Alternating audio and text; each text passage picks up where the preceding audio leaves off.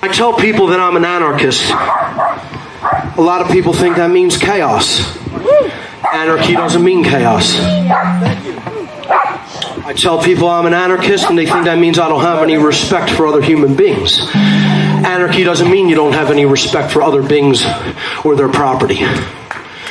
I tell people I'm an anarchist and they think that means I think there should be no rules on how we should live morally among each other. And that's not what anarchy means either. Anarchy means that there are no masters and there are no slaves. And that's what true freedom is. You know, when people hear that, they say, well, if you don't like it here and you don't like the way shit is being run here, why don't you leave? And you know what my answer to people like that always is? It's the same thing. I'm not going fucking anywhere because I'm right and you're not.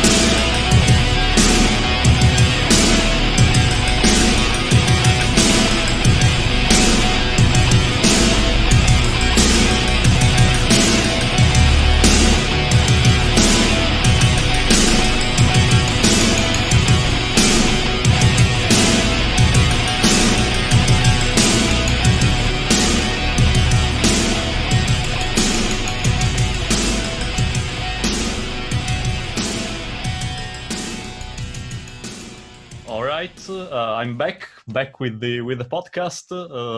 Last time was in July, so I'm glad to be able to register another podcast episode. And well, today I have quite a few guests. The topic will be, something that I feel it's important to clarify for everybody, because there's been a lot of obfuscation of the term, a lot of misunderstandings, and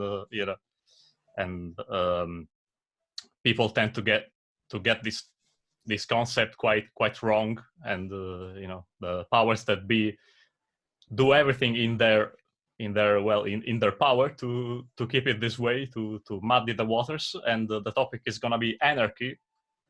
We're gonna define the term and hopefully debunk quite a few lies that are being told in the mainstream, and not just in the mainstream, about it. And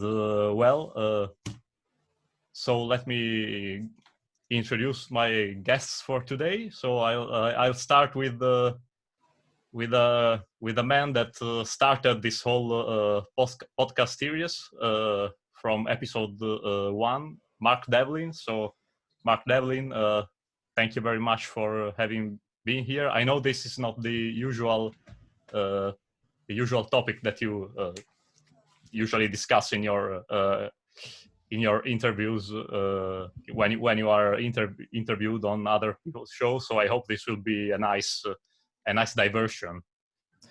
Well, yeah, hello. Good to be with you guys. And I welcome any opportunity to get away from my regular material, to be honest with you, because I spend most of my time talking about music industry shenanigans, and I do like to get into other things. So I'm very grateful that the topic today is outside of that, because you can have too much of talking about it. Trust me. Okay. So as you said, you usually talk about the music industry. You are a researcher in that field. Regarding the various manipulations that occur, especially at a societal level, that the powers that shouldn't be, what the powers that shouldn't be used to manipulate the masses, and that comprises also the music industry and pop culture. And you are a researcher in that field, and sure. So I'll introduce the other guests, always from the UK, and Nathan Riddett. So Nathan, thank you too for being here. Nathan is natural law teacher there in the UK, and for everybody else too. He has a YouTube channel where you can find his natural law presentations and his other presentations that he's doing all across the United Kingdom. So Nathan, thank you very much for being here with us once again. It was a pleasure, Francesco. Thank you ever so much for having me on, to be alongside the other guests as well. Should be a good topic. Let's clear up some of the obfuscation, as you said, because this is an important one. Yeah, sure is. And finally, another recurring guest of this podcast, Ivan Oyola Jr. from Phoenix, Arizona. In fact, he is also known as Ivan from Phoenix. So Ivan, welcome, and I'm glad that you're here too. I'm glad to be here. This is my first kind of roundtable thing. So yeah, this is an honor. And I guess I'm the only one outside of that North Europe kind of part of the world here. So yeah, that kind of shows we got a little bit of a United Nations kind of thing, international thing going on then. Yeah. To be honest, I started looking for people from continental Europe, other people, but as I told you last time, I wasn't successful, so that's a failure on my part, I guess. Well, Greta Thunberg might want to come on. We've got a United Nations gathering here. Sure, yeah. Why didn't I thought about that immediately? So well, that's a shame. So well. Well, yes. Today is a good date to do this, Francesco, because okay. We've settled on the 22nd of November, 2211, or as Ivan and his friends would put it, 1122, because Americans, screw up their dates. But basically, the 22 and the 11 obviously adds up to 33, and it's an important Masonic number, and it's the anniversary of the Kennedy assassination. Yeah. It's also the anniversary of Dave McGowan, the author and researcher. He passed away on the 22nd of November 2015, coincidentally. So it is quite an ominous date for us to be doing this and talking about conspiratorial matters. Yeah, exactly. It's quite an important date. And well, if I may say something before we start, it's a date when America was shocked. An entire country was traumatized at a societal level, and this also happens, years later on 2001. We all know about that, and but in that case was because of the killing of a political leader, Killing of the king. Yeah, killing of the king. That's also a ritual. But hopefully, today we'll say that next time something like this will happen, don't be traumatized because I don't know if it's really worth it to be traumatized because a political leader has been taken out, generally speaking. So well, that kind of segues perfectly what Mark brought up and the topic of today, this whole anarchy thing. If we really break it down to the etymology of no masters, no rulers, that shows how those traumatic events, the death of a king that has everyone under that mind control of that ruler, our leader, he gets sacrificed and everyone's in mourning. It creates a traumatic effect and all this stuff. When that right there sheds a light on how mind controlled everyone is, how under the anti anarchist mindset everyone is, that everyone needs to believe in the ruler, and when that ruler is taken away, there's all this pain and suffering and trauma when it really shouldn't be that way. Yeah. And isn't it ironic that the very same day, 22nd of November 1963, was the date on which Aldous Huxley passed away, notorious social engineer, eugenicist, architect of the CIA's MK Ultra, or co-architect, all about mind control. And he just happens to check out on the same day as Kennedy. And obviously the news of Kennedy overshadowed news of his death. And the writer C.S. Lewis of The Lion, the Witch, and the Wardrobe fame, from Oxford, England, also passed away on that very same day, 22nd of November 63. Nobody tends to remember the other two in the shadow of Kennedy. Mhm. Yeah. Pretty knowledgeable guy, C.S. Lewis. I didn't know about Aldous Huxley. That was the same day that he died too. So Supposedly, his wife or his mistress poisoned him or gave him an overdose of LSD. So the story goes. okay. Yeah. Yeah, Who a knows? little touch on the conspiracy side. Isn't it funny, or not funny, haha, but funny, like, wow, that a lot of major deaths, kind of two of them happen at the same time, and people tend to forget that. You mentioned Kennedy and Huxley. So remember Michael Jackson and Farrah Fawcett the same day. It's kind of every once in a while you get these duels that pass at the same time. And it's just head scratching kind of thing. Yeah, and then McGowan, years later, the very same day. That's a very strange one. Yeah. Yeah, McGowan was on top of many things. He exposed lots of stuff too. So regarding even the music scene. Right, and he was hinting at some of the assassination stuff too, and that's, I think, along with the Lincoln thing, that's something that he was going to start, delving into. But he had touched a lot on. I used to hear him a lot on Maria Heller show, and he was touching a lot on Vietnam and the research in there about the soldiers coming back from Vietnam and all the serial killings picking up here. So there's a lot of connections all over the place with the researchers. Like I always say, you pull on one string, and you end up connecting to so many other things. That's right. Yeah. I probably wouldn't be doing the work I'm doing now if it wasn't for McGowan setting me off on this path, particularly when it comes to uncovering the family backgrounds of all these celebrities and stuff. It was his work that got me into that style of research.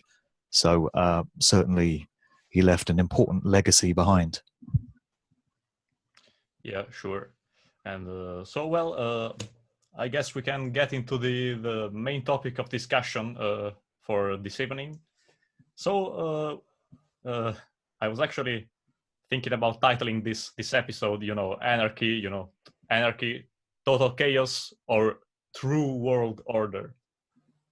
So the answer is pretty clear in my mind. I hope after this one gets released on the internet, also some more people will have that mental clarity about this issue. So, let's start defining the term, the actual term anarchy. So, Nathan, maybe would you like to do that? I'll step up. Thank you. So I think we all know between us that it means without masters, and Archon without masters. So it's literally freedom, and but over a period of time, it's been drip fed to everybody that freedom equals chaos. So anarchy is chaos. So that's perfect mind control because people associate freedom with chaos. So I think we need to do. Maybe we need to create a meme or something. Where control is chaos, anarchy is freedom.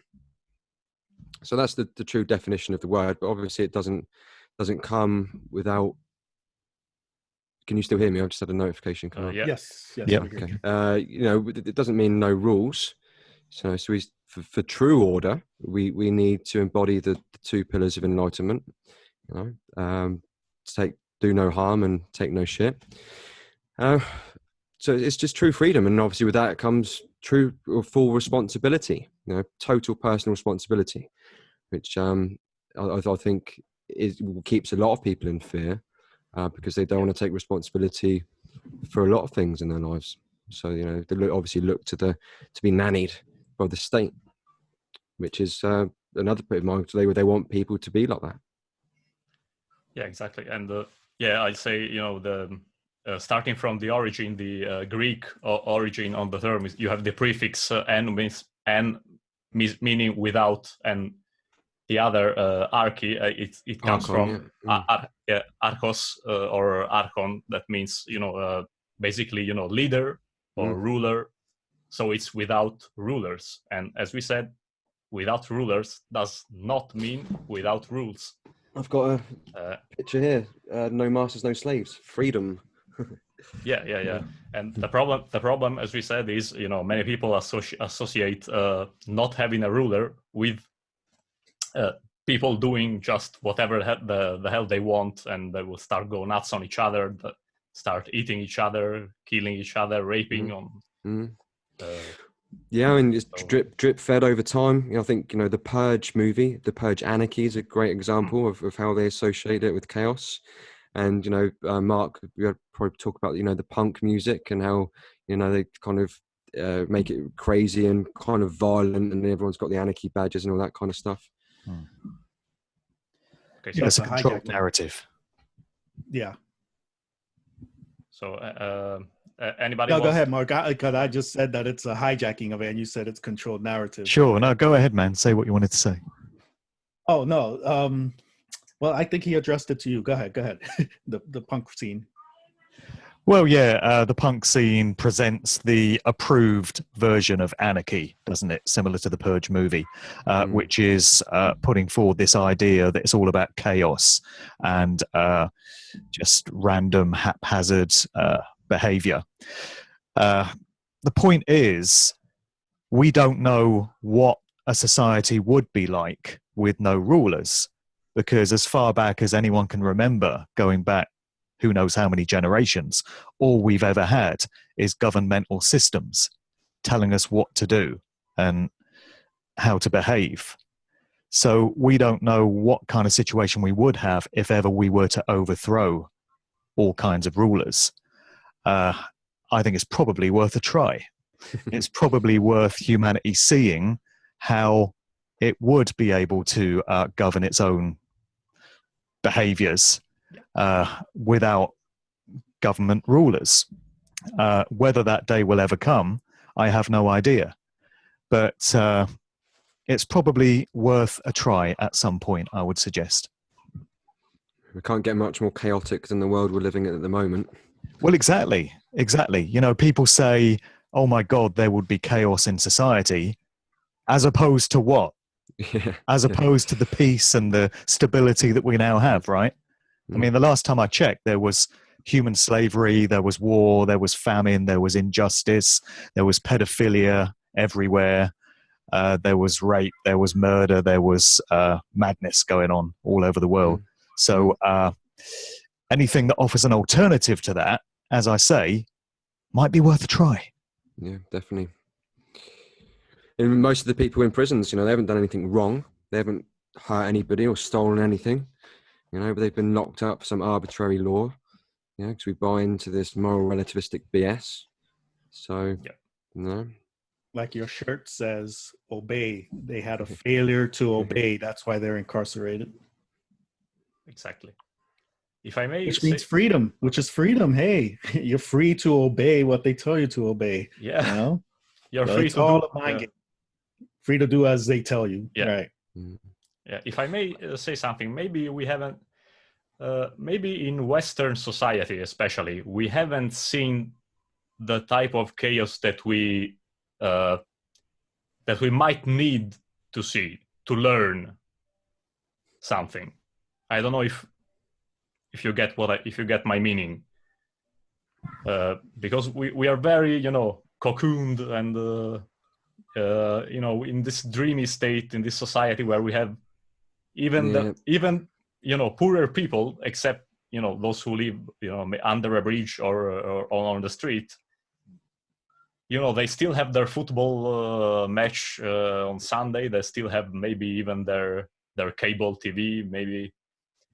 Well, that's what I call the house slavery. That's why it's difficult for people to see the problems, because the slavery over here in the Western society, hey, You have the 24-hour drive-throughs, the SUVs, the hundreds of channels on TV, satellite, cable, internet. Life is good. That's freedom, but basically a house slavery. Yeah, so nobody wants to rock that boat.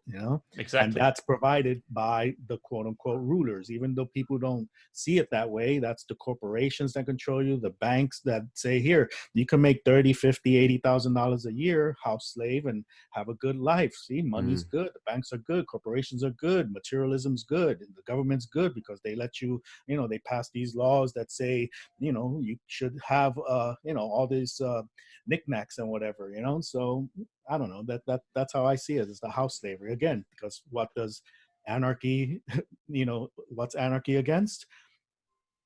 Masters. So if you got masters, you have slaves. But if you have house slaves thinking they're part of the master, like, hey, life is good. What anarchy? What are you talking about? We're free. Look, I have all my materialistic stuff. Life is good. That's how I don't know. You get a mobile phone as well if you vote for Obama, didn't you? Vote for this slave master and you get a free mobile phone. And a free vaccine. Yeah, or over here, vote for these slave masters and you'll get the citizenship income, as they call it. Basically, a basic income if you are, if you meet certain specifics, whatever the rules are. I don't even know. So, and what Ivan was saying is, as well, I think most people around the world have just got their head up their rear end. They don't want to face the truth of their slavery. They want to think that they're free, but it's living in an illusion because, they're in fear. I don't know what it's going to take. I don't know what it would take, Nathan, for the people of the UK to rise up and stand up for their rights and say, we've had enough, no more. Because I'm convinced there are nations in the world which, if the people had been through the mockery and just the straight humiliation British people have, they would have risen up and taken to the streets long ago. So I'm talking about things like, the Jimmy Savile scandal, where we came to discover that the BBC had been employing this prodigious paedophile for decades. And pedophilia goes deep into the BBC. It goes deep into government. There's connections going into the royal family. We've just had this farcical debacle with Prince Andrew, supposedly defending himself regarding his friendship with Jeffrey Epstein. And he went on BBC Newsnight and was blatantly lying. Is there anyone that was taken in by his pathetic act in that interview?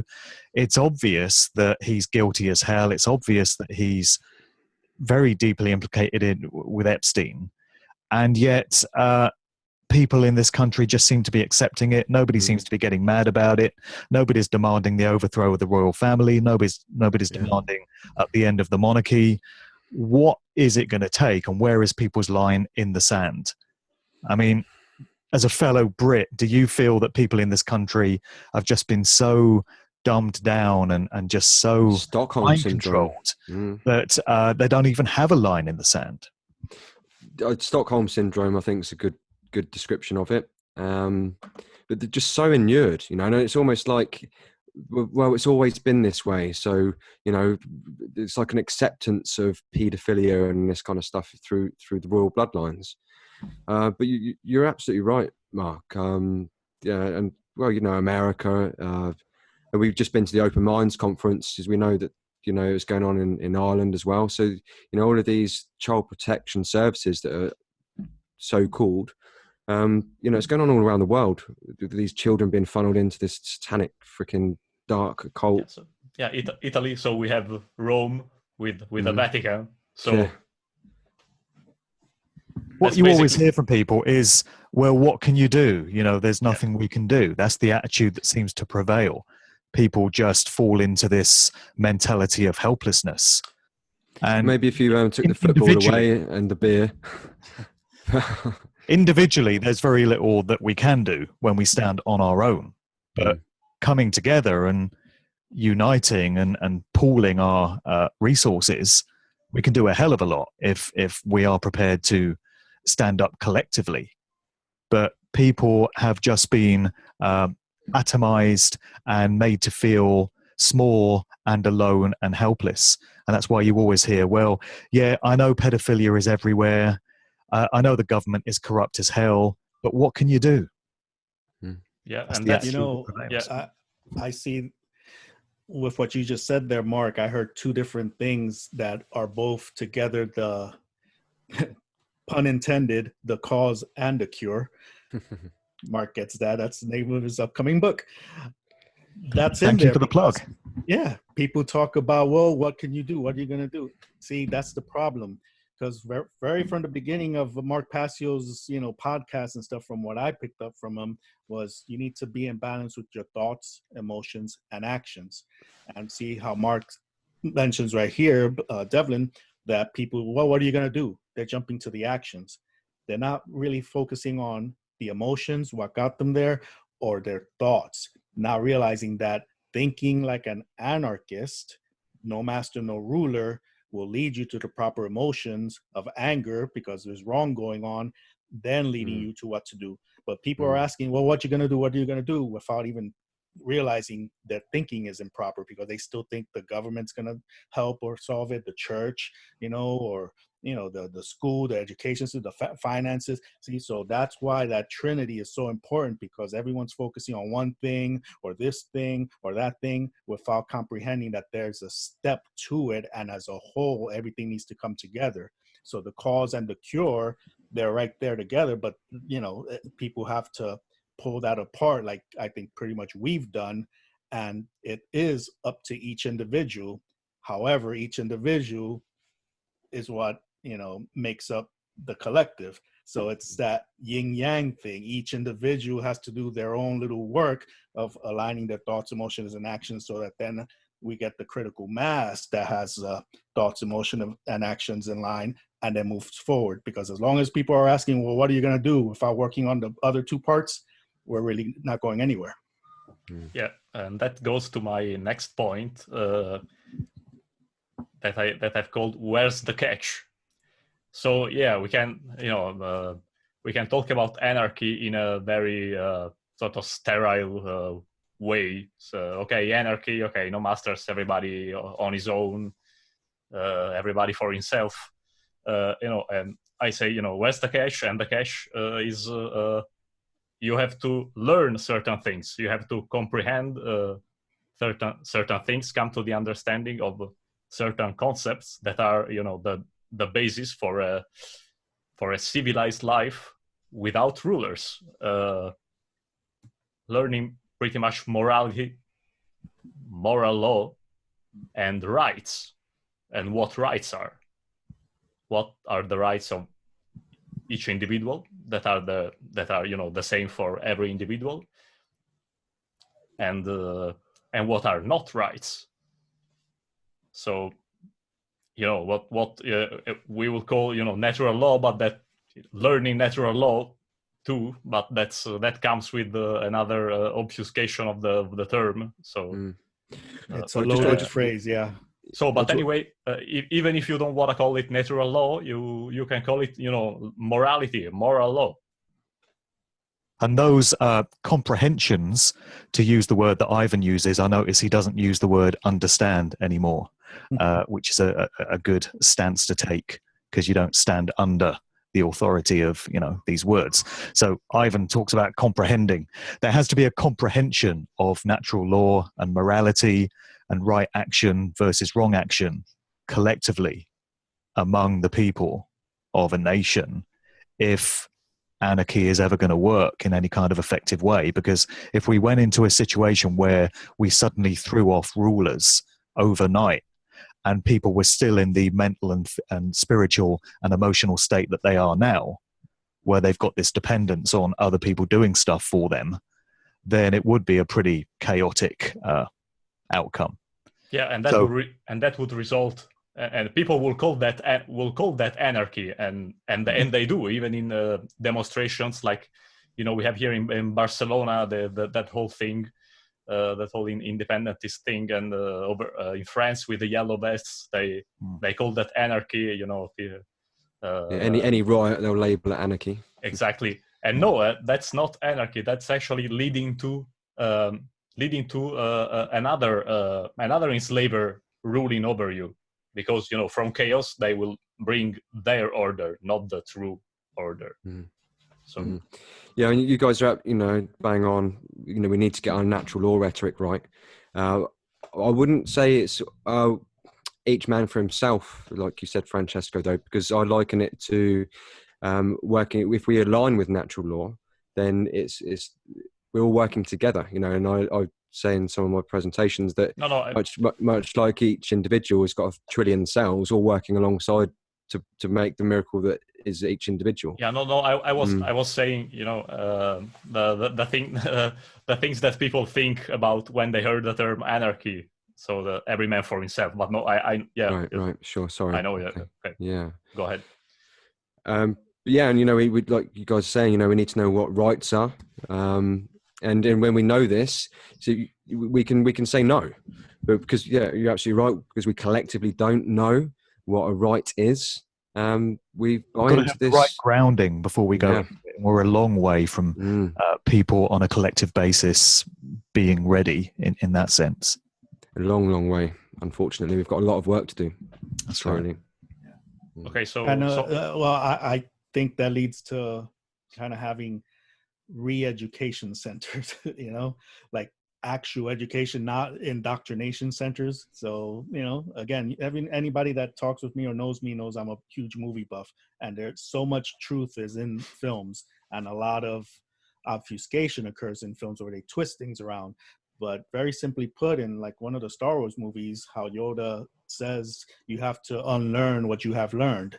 And again, that's to that first part of your thoughts.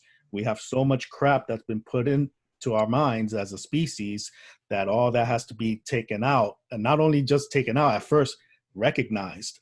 People have to be brought to the point to question what they know, what they believe, what they think they know. Because they can know all kinds of stuff and think it's true, because the books in the universities written by these dark occultists or sophists, say so. So, hey, capitalism is good because look, 1 + 1 = 2, and the more you have, the more you get, and so it's true. It's like, no, you have to unlearn what you have learned and question what you have learned.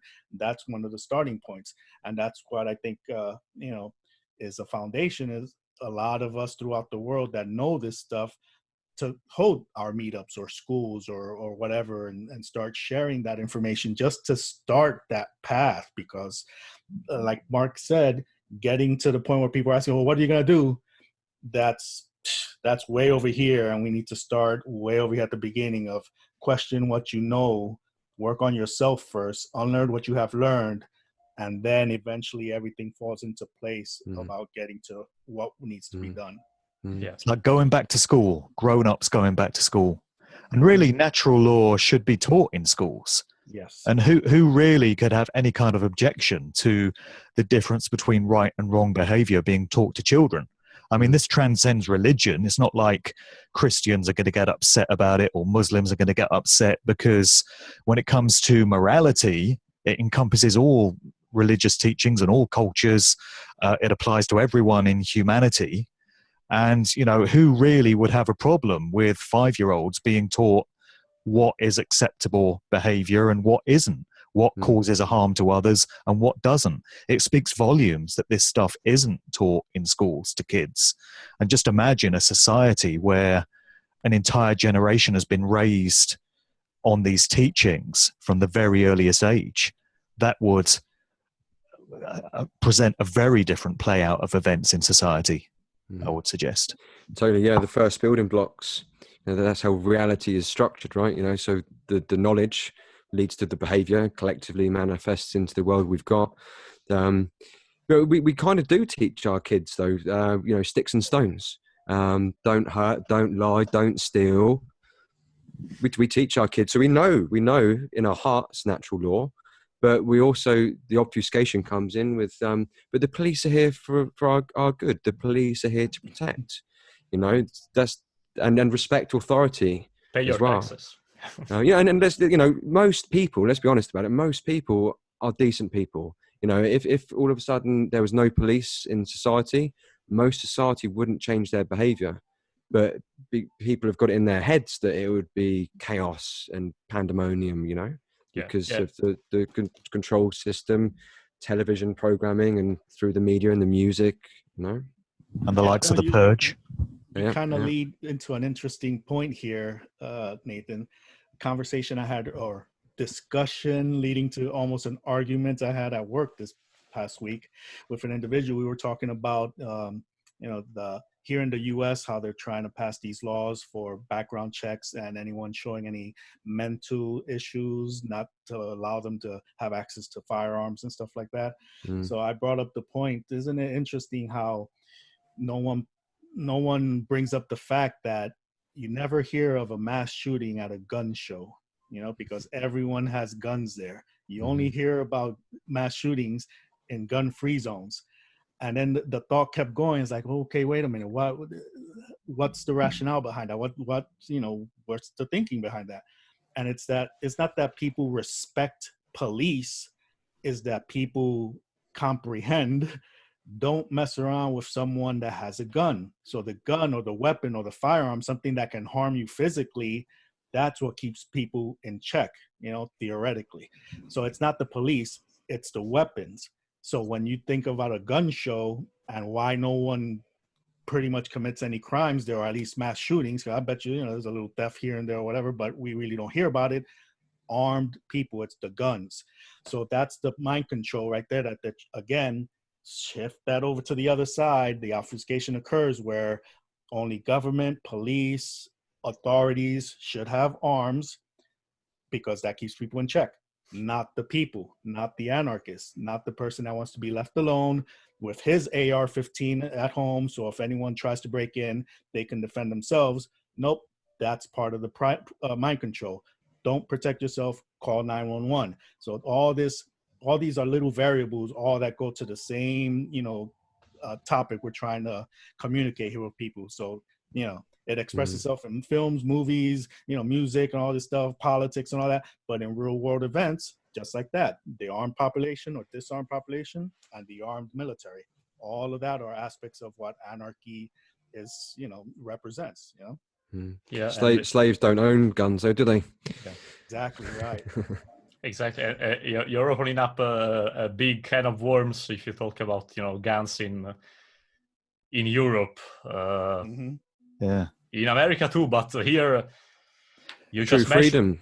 True freedom. Well, America's pretty unique when it comes to gun ownership in the world, isn't it? Because I think British people have a problem grasping the concept that weapon ownership leads to personal freedom because of the way we've been conditioned. It may be the same in Italy, Francesco, I don't know. But British people, generally speaking, I think, would look at Americans as a nation of gun nuts that just love shooting guns off everywhere, and they don't grasp the self-defense aspect of it and the fact that an armed nation is prepared for cases of tyranny which may come down upon them from governments.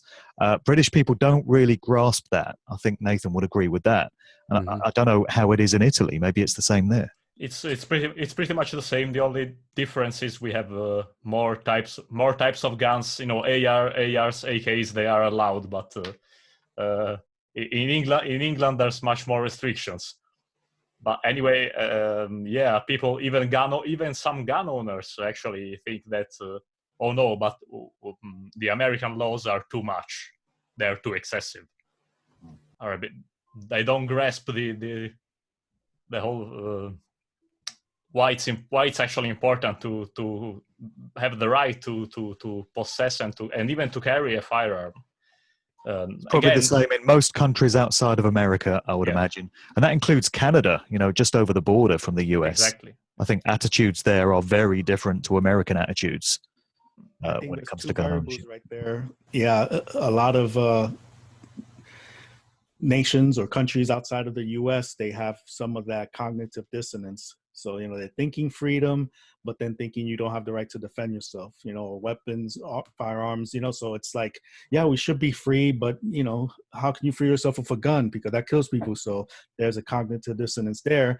And then talking about America referred to as gun nuts and all that, again, that's, I think, another aspect of that house slavery, So here in America, the house slavery is so good that the slaves can have some guns. And see, so that's how other parts of the world might see it. How can the slaves have the guns? And that's how the masters here see it, like, shit, we let the slaves have too many guns or for too long. We got to start curbing that. See, so from both sides, the thing about the house slaves being able to arm themselves, it's it's a little bit of an enlightenment to the rest of the world. Like, look, you should be able to defend yourself too. But then from the top, it's also a threat that they're kind of like, damn, we let these guys have too many guns for too long, so we got to curb that away. So it's kind of interesting dynamic to be in the middle, Yeah. And I think in Switzerland, in Europe, gun laws are quite lax. You're allowed to have firearms in Switzerland, and they've got one of the lowest crime rates going. So as soon as people start going on about, the crime in America, gun crimes, well, let's look at knife crimes in the UK, and that kind of violent crimes, not just focus on gun crimes, and that doesn't change. Yeah, because that goes back to the natural law, do no harm, take no shit. When, if we comprehend whether it's a bat, a knife, a gun, a howitzer, a nuclear weapon, you comprehend you don't harm others unless it's in self-defense. Yeah. So, that's one of the key, number one, the thought, the knowledge. If people don't have that, then like, hey, it throws everything else off. The rest of the equation doesn't pan out. Yeah, and unfortunately, as I was telling you recently, Ivan, even in Switzerland now they've passed gun restrictions following the EU directives. And they have a referendum, and the majority, I think 63.5%, voted in favor of gun restrictions. So even Switzerland, there's that where would cognitive we be dissonance. without the EU? Exactly. There's that cognitive dissonance again I was talking about, right? Some place like Switzerland that didn't you tell me they left the EU, right? They're not part of it, but yet they're going to abide by whatever EU suggestions, gun law. So again, cognitive dissonance right there too. Nobody mentioned Brexit, please. Not the B You word. just did. Oh, I know. Yeah, we already went off on a little bit of a tangent here talking about this, but I'd like to actually define what is a right. Generally speaking, that includes the right of self-defense, the right of owning and carrying on yourself when you go out of your home, the most adequate items for personal protection. So, what is a right? Who wants to define what a right is? I'll simplify it. I mean, simply put, a right is an action that, when taken, causes no harm to any other living being. That's it. That's right. Or theft. Yeah. Harm or loss, to another living sentient being. That's it. Yeah. So how many? Not that difficult. Yeah. No. Exactly. But it needs to be. We talk about re-education. Sure. And it needs to be stated, fleshed out. Yeah. Again and again. And well, this is why I say that it should be taught in schools, because literally a 5-year-old is capable of understanding this. Yeah. Exactly. You do not undertake a behavior that causes a harm or a loss to another. The end. 5-year-olds should be able to comprehend this, but apparently nations of grown adults can't. Yeah, they do a red and green choice at the school that my son goes to. So it is basically they're teaching natural law, but then you're putting people into like double think by then telling them to respect authority and do what they're told by authority figures. But expanding on what rights are, I guess it all comes down to property rights. We need to know what we own and what we don't own. So we don't own other people's bodies, that their possessions, their rights to be left alone in their houses. Don't lie, because it's a theft of the truth and it's wrong by definition. So it all comes down to property rights, and so we need to know what we own and what we don't own. And it is really simple, but 90% 9% of people have bought into moral relativism and authoritarian slave think. So there's a lot of negative knowledge, not in both senses, in that they've bought a lot of stuff which is incorrect, so they need to then get into positive knowledge.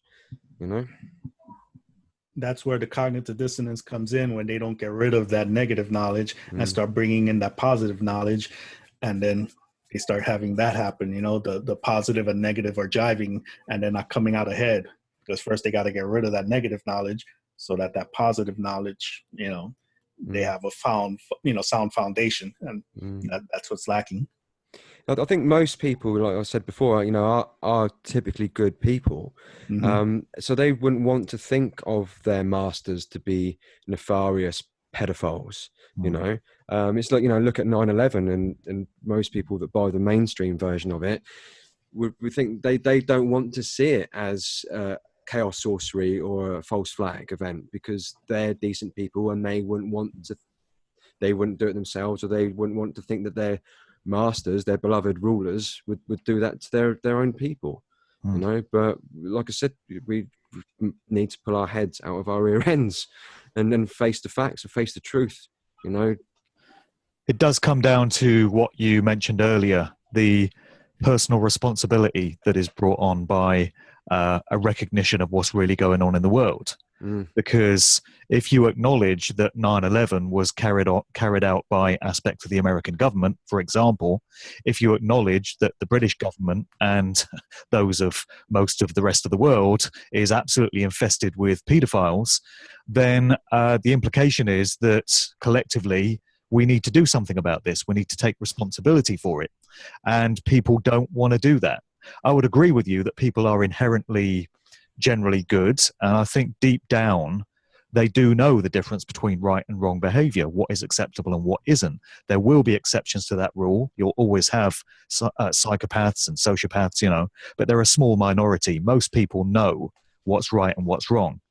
They see all this stuff going on. They hear about it, but they don't want to have to step up and take that responsibility, because it involves rocking their world. It involves stepping out of their comfort zone. And most people just want to be left alone to live their lives the way they need to. If they've got a family to raise, if they've got kids, they just want to take care of them. They just want to keep holding that job down and keep the mortgage paid, keep the bills paid. And they don't want to step outside of that familiarity. So that's a big problem, a big hurdle that we need to overcome, because most people are in that mind state, I would think. Yeah. And, well said, mate. Yep. And also regarding morality and rights, there's, regarding the obfuscation that goes on in there, most people think morality is taught by the church, for example, and what the church said was that's moral, and the law books, whatever is written down, or whatever is written in the law books, so there's also a great confusion regarding what morality and what a right actually are. So many people think morality, you are immoral if you are a woman and you go out with a miniskirt. So they say, "Oh, that's immoral." I say, "What?" Or you're not a taxpayer. And this is or you don't pay your taxes. You're an immoral being because you don't want to have money stolen for under the threat of violence from you. So I forgot what I was about to say. People criticize Bono for being a tax dodger. There's actually nothing wrong with avoiding paying tax. There's plenty of other things you can find wrong with Bono if you want to, sling some dirt at that dude. But isn't it interesting how he is held up as a tax dodger, and people think he's immoral because of that, and not because of all the other stuff he gets up to? Right. Yeah. That isn't that one of the logical fallacies? I forgot which one it is, but yeah, they attack this bad aspect when it's like, wait a minute, this person's actually doing the right thing for not paying taxes, avoiding, personal theft, but they want to attack them for the actual bad things they're doing. So it's like selective, blame. But as long as it maintains the whole false, narrative thing of like, well, what we say is right is actually wrong, but since we said it's right, and what we say is wrong, it's actually right. So yeah, it's again more of the obfuscation, cognitive dissonance, keeping people off balance. It's all part of hanging out with Bill Gates and vaccinating kids in Africa. Good. Avoiding paying taxes. Bad. There you go. Yeah, 100%. What I was going to say is, and we've got a lot of like social justice warriors and all this, and this is particularly in Ireland. Yeah. But this is found out.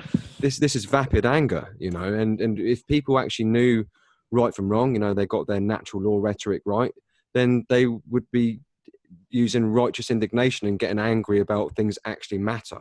There's so much of this in society where people's frustrations and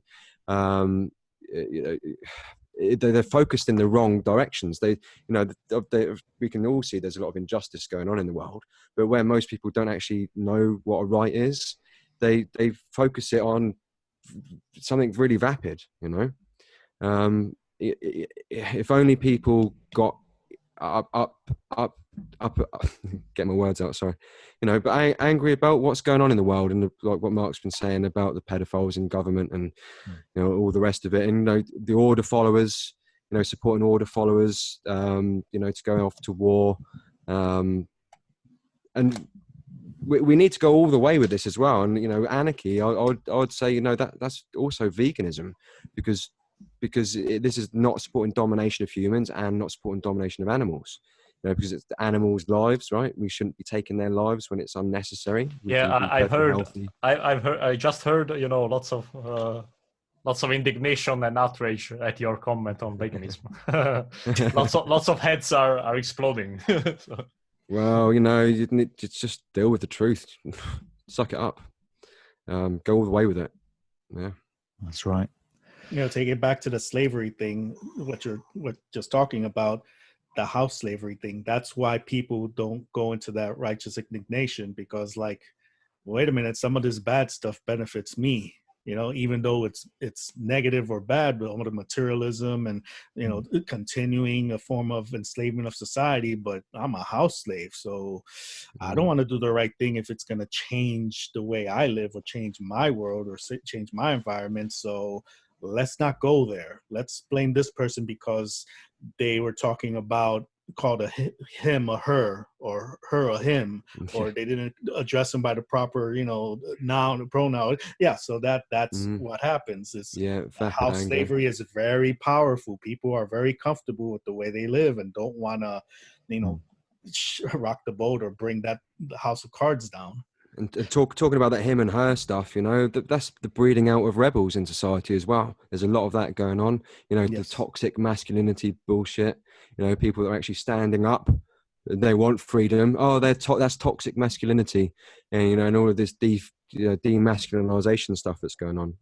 Kind of like phrase that came straight out of Tavistock. You can be sure. Yeah. That can be interpreted as either a hijacking of or an artificial form of anarchy. Because it's not for the proper right, or correct freedom of people, from enslavement. It's just freedom now from control of what you can say and think and how you can feel. It's like, wait, that's kind of a personal thing of my emotions, my feelings are hurt and all that. So, so you see what I'm saying? They kind of turn to bring it down a notch, quite a few notches, to where it's about people's feelings and how they want to express themselves, but it's not inclusive to liberating humanity, ending slavery. So that's I think kind of a hijacking, or where we get the woke thing from, or these social justice warriors is like, see, change is happening, people are waking up. No, that's being hijacked and misdirected to places that kind of matter a little bit, but in the big picture it really makes no difference. It just fuels more the divide and conquer. Oh, you don't want to call him or her or him. You're part of the problem. Wait, I don't care about that. I'm trying to end slavery, end free humanity from all this other stuff. Oh, well, no, we don't want to go there. See, and that's another part of the control mechanism. Yeah, keeping that moral relativism going as well. They're always selling that. divert I made a away comment from. on somebody's Facebook thread this week that if Aldous Huxley was still alive, we mentioned him earlier, it's the anniversary of his death today, but can you imagine if Aldous Huxley was around in 2019 to see what is going on in society, the transgender agenda, transhumanism, artificial intelligence? That guy will be having multiple orgasms on the spot at everything that he tried to bring in, having come to fruition in these times. He would love it. Brave New World finally comes to realization. Yeah, he's somewhere the author of Brave New World. Brave New World, yeah. Everybody should read alongside 1984, but that maybe it's even more important because the world is going. We are living in 1984 right now. I dare say. Perpetually, yeah. And what they want to bring is Brave New World. What amazes me, just to go back to something else that I mentioned earlier, is this whole situation with Prince Andrew, with this pathetic attempt at defending himself regarding his relationship with Jeffrey Epstein. It just amazes me that British people still tolerate the royal family as an institution. And I think this is another cultural difference between Britain and America. British people can't get their heads around American attitudes towards gun ownership. And I think American people just can't understand or comprehend why our nation still tolerates a royal family, subjugating the people, us serfs, and why people still put up with it. And not just put up with it, but many people still revere and worship the Queen and camp outside Buckingham Palace to catch a glimpse of her as she goes past in a gold-plated carriage, and sit around watching her Christmas message every year. It's incredible to me that this still persists. We've had all these other changes to society at the hands of the social engineers, and yet one thing that hasn't changed in Britain is people still tolerate the presence of a royal family. It's a very strange thing to me, and it speaks volumes about attitudes towards slavery and subjugation. Yeah, exactly. Stockholm syndrome again. I mentioned that word, and but Mark, the tourist industry would just die a death, wouldn't it? Well, yeah, I know. I know they associate with paedophiles, but they are good for tourism. I mean, nobody would come to London. What is there in London for people to come and see, if not, to wave at the Queen? There's nothing here for people. Stonehenge, forget it. Who would come? Who would come and see that? Yeah, the lack of the monarchy just completely ruin all tourism. Like in France, the view from the Eiffel Tower would be ruined if they didn't have a monarchy, or the Taj Mahal. Yeah. The problem is probably what many Americans maybe don't know. It's I don't know if the monarchy is not present in America. I think it's present also. There's also an American monarchy, if you will. While Mark was talking, I was thinking of here in America, that cognitive dissonance among a certain amount of people, that how the hell can they still have a queen and royalty? That's so old fashioned. But don't say anything against my president. I voted for him. I support my president. Like, wait a minute, you're saying the same thing, with a different descriptive word. I mean, it's the same thing. Hey, monarchies are like animal products, guys. Nobody needs them. That's right. Surplus to requirements. You're not a true anarchist. And people seem to fear the idea of Britain becoming a republic as well. You can have this conversation with people here, and you talk about, the Queen needs to go, the royal family needs to be abolished, and people say, well, imagine you want a republic. Why would you want a republic? Why wouldn't you? Should we try it and see how it works? How about giving it a go? People just can't get their heads around any kind of alternative to the way things have always been. Normal, David Icke always says normal is only what we normally experience. So how about we change the norms? See how we get on. Yeah, maybe they're afraid of Oliver Cromwell, I think. There's a word that keeps resonating here. Fear pops up. Everybody, I think, has said it today. And that's one of the foundations here that keeps everyone enslaved is that fear, fear of change. Fear of the unknown. Fear of the unknown, exactly, yeah. So, And again, Yoda, Star Wars, fear leads to anger, anger leads to hate, hate leads to suffering. And what's going on in the world? Which leads to government. Yeah, and Dune, the Dune novels. Fear is the mind killer, and as Mark Passio says, fear is the freedom killer. Yeah. So, and so since we've been a little bit on the topic of gun ownership and gun rights, I'd like to talk about what I call the basis for a civilized society. That is, non-aggression and the self-defense principle. So basically, we talk about, there's a catch when you say anarchy and when living without rulers and without masters and without slaves. And I think you have to abide these basic two principles, non-aggression first of all, but then there's the self-defense in case the other one, the first one, is violated. So yeah, that to me always leads to the disconnect from nature. Humanity. Like you take Bush Senior's quote from, what was it, 91, living under the rulership of law and not the law of the jungle. Yeah, so, 1990, I think. NLP speech. Yeah, so that whole thing about, man's law, that's the law he was talking about, and natural law, law of the jungle, that's basically God's law. That's nature. That's the earth. It's the jungle. You would think trees, grass, all that stuff, that's bad. Man's law is good. So that's that, disconnect, I think, right there. And I lost my train of thought for a second there. What were you talking about? The self-defense, they'd be on nature. See, the disconnect humanity has from nature is that water, the oceans are calm. You can swim in it and all this. You have caves, rocks, and boulders where they're at. Everything in nature is nice. Trees, huge trees, everything exists nicely. However, when push comes to shove, you mess around with a boulder and it rolls over you and squashes you. That's, oh my God, it attacked me. No, it's that do no harm, take no shit. The boulder was fine by itself. You messed with it, it messed with you. Water can just settle and be cool and, provides life. But if, I don't know, something happens with water, it could squash you, it can drown you, it can kill you. The same thing with a tree, it helps with the air and all this. But if you have a bulldozer and you start, knocking down, forests and stuff, and you're standing in the way and those trees land on you, see, nature has a way of, providing life and helping life evolve, but then it could also cause harm and end life. And humanity's been detached from that we, we're the same way. We have to live in balance in that yin yang, that we create life, but we can also take away life. And we've kind of detached from that.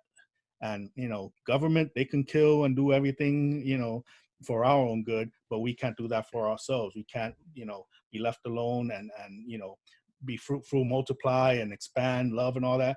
But when push comes to shove, do no harm, take no shit, stand our ground, say no to corporations, no to government, no to corrupt law enforcement, all this stuff. So I think that's part of that disconnect where anarchy comes in, no masters, no rulers. We rule ourselves internally, so I don't know.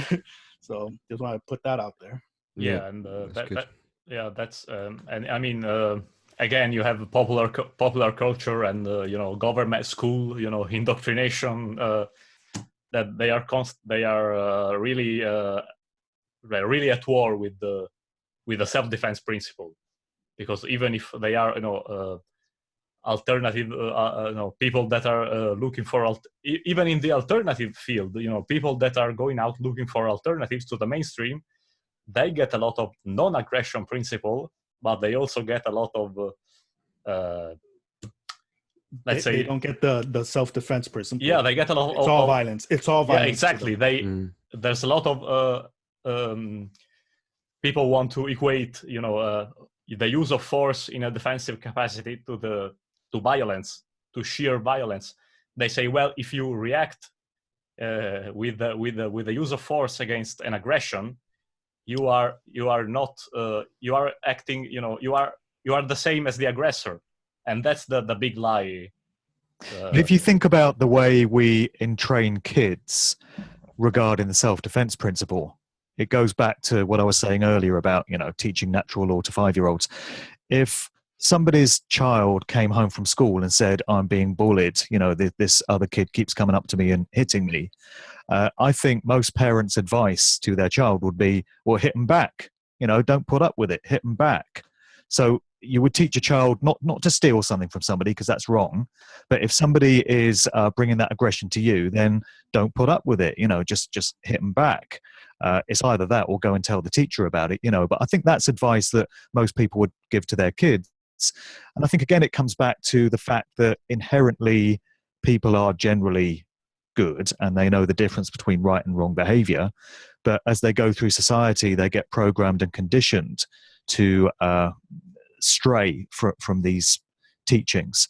And that's where materialism comes in. It makes people selfish and greedy and competitive and out to do better than the next man, you know, and just out for themselves. And as people go through life, they lose their connectedness to these understandings that were there early on. I think that there's a lot that we can learn from the way we entrain kids in these matters at a very young age, if that makes sense. Yeah, a lot of sense, and you know, and you know, even I remember when I was a kid in school, and you know, you know, somebody was bothering me, or and they insisted, and they got punched or whatever. But the teachers usually told me and other people as well, many other people as well, you know, I don't care who started it. You say, no, it was that guy that was bothering me, and I told him to stop, and he wouldn't do that, you know. But just the way you reacted there is a natural way for people to react. If somebody is impinging on your rights, then it's natural and instinctive for you to defend yourself and lash out at them and make it clear that you're not going to put up with this. And, exactly. and you know, your behavior right there indicates this. It's part of us. It's inbuilt into our exactly, and that's what that's what they want to extract away from us. You know, they say, no, I don't care who started. That's violence, and it's always wrong. Yeah, they say it doesn't matter who started it. Yes, it does. Yeah, because the person that instigated the violence was in the wrong. Whoever instigates it is in the wrong. Yeah, when they tell you that, it doesn't matter. That's part of that negative knowledge, like you mentioned, Nathan. That's part of the negative knowledge they're running on. That needs to be taken out for the proper knowledge of do no harm, take no shit, to be there. And yeah, we've heard that Passio give that example, you know, that if he's there and he sees a guy knocked on his ass, be like, who started it? He did? Well, you got what you deserved. And that's it. Simple. Like I said before, you know, if a guy squished by a tree, we're like, what happened here? Well, they were trying to knock down that tree and the tree fell on him and squashed him. Well, he got what he deserved. Don't fuck with the tree, you know? Yeah, we are allowing the spraying of our skies, and God knows what else in the atmosphere. The Earth is gonna kick our ass out of this freaking planet and get us all extinct. We got what we deserved, I say. Yeah, sadly, yep. I think. Hey guys, sorry, Mark. Go on, yeah, Mark. I think Mark has some time, some time limits, some. Oh, well, no worries. Okay. I just wanted to throw a question in there for you guys, because I'd be very interested in your responses to this. It's like a moral sort of dilemma or quandary, I guess. Now, if you found yourself armed, you're carrying a gun, and in front of you is another guy who's got a gun to another man's head, and he's threatening to shoot him, would you say that you are within your rights to shoot the guy with the gun that is about to kill the other guy? So this isn't self-defense in that the danger and the harm is not about to befall you, but it's about to befall this other guy. Would you say that you have a moral right to stop this guy from shooting the other one? Well, yes, I do, because it's defense is not only for yourself, but it's also defense of a third party or of other people. Right. I think it's very important to know the background there, to make sure that the guy that's having a gun pointed at him didn't actually start it and perform a theft of some sort. So if you're 100% sure that it's an unprovoked threat of violence, then yeah, I mean, it would be a horrible situation to be in. but you would be totally within your rights to blow that guy away. That'd be one less psychopath the world has to worry about, and you've just saved someone's life.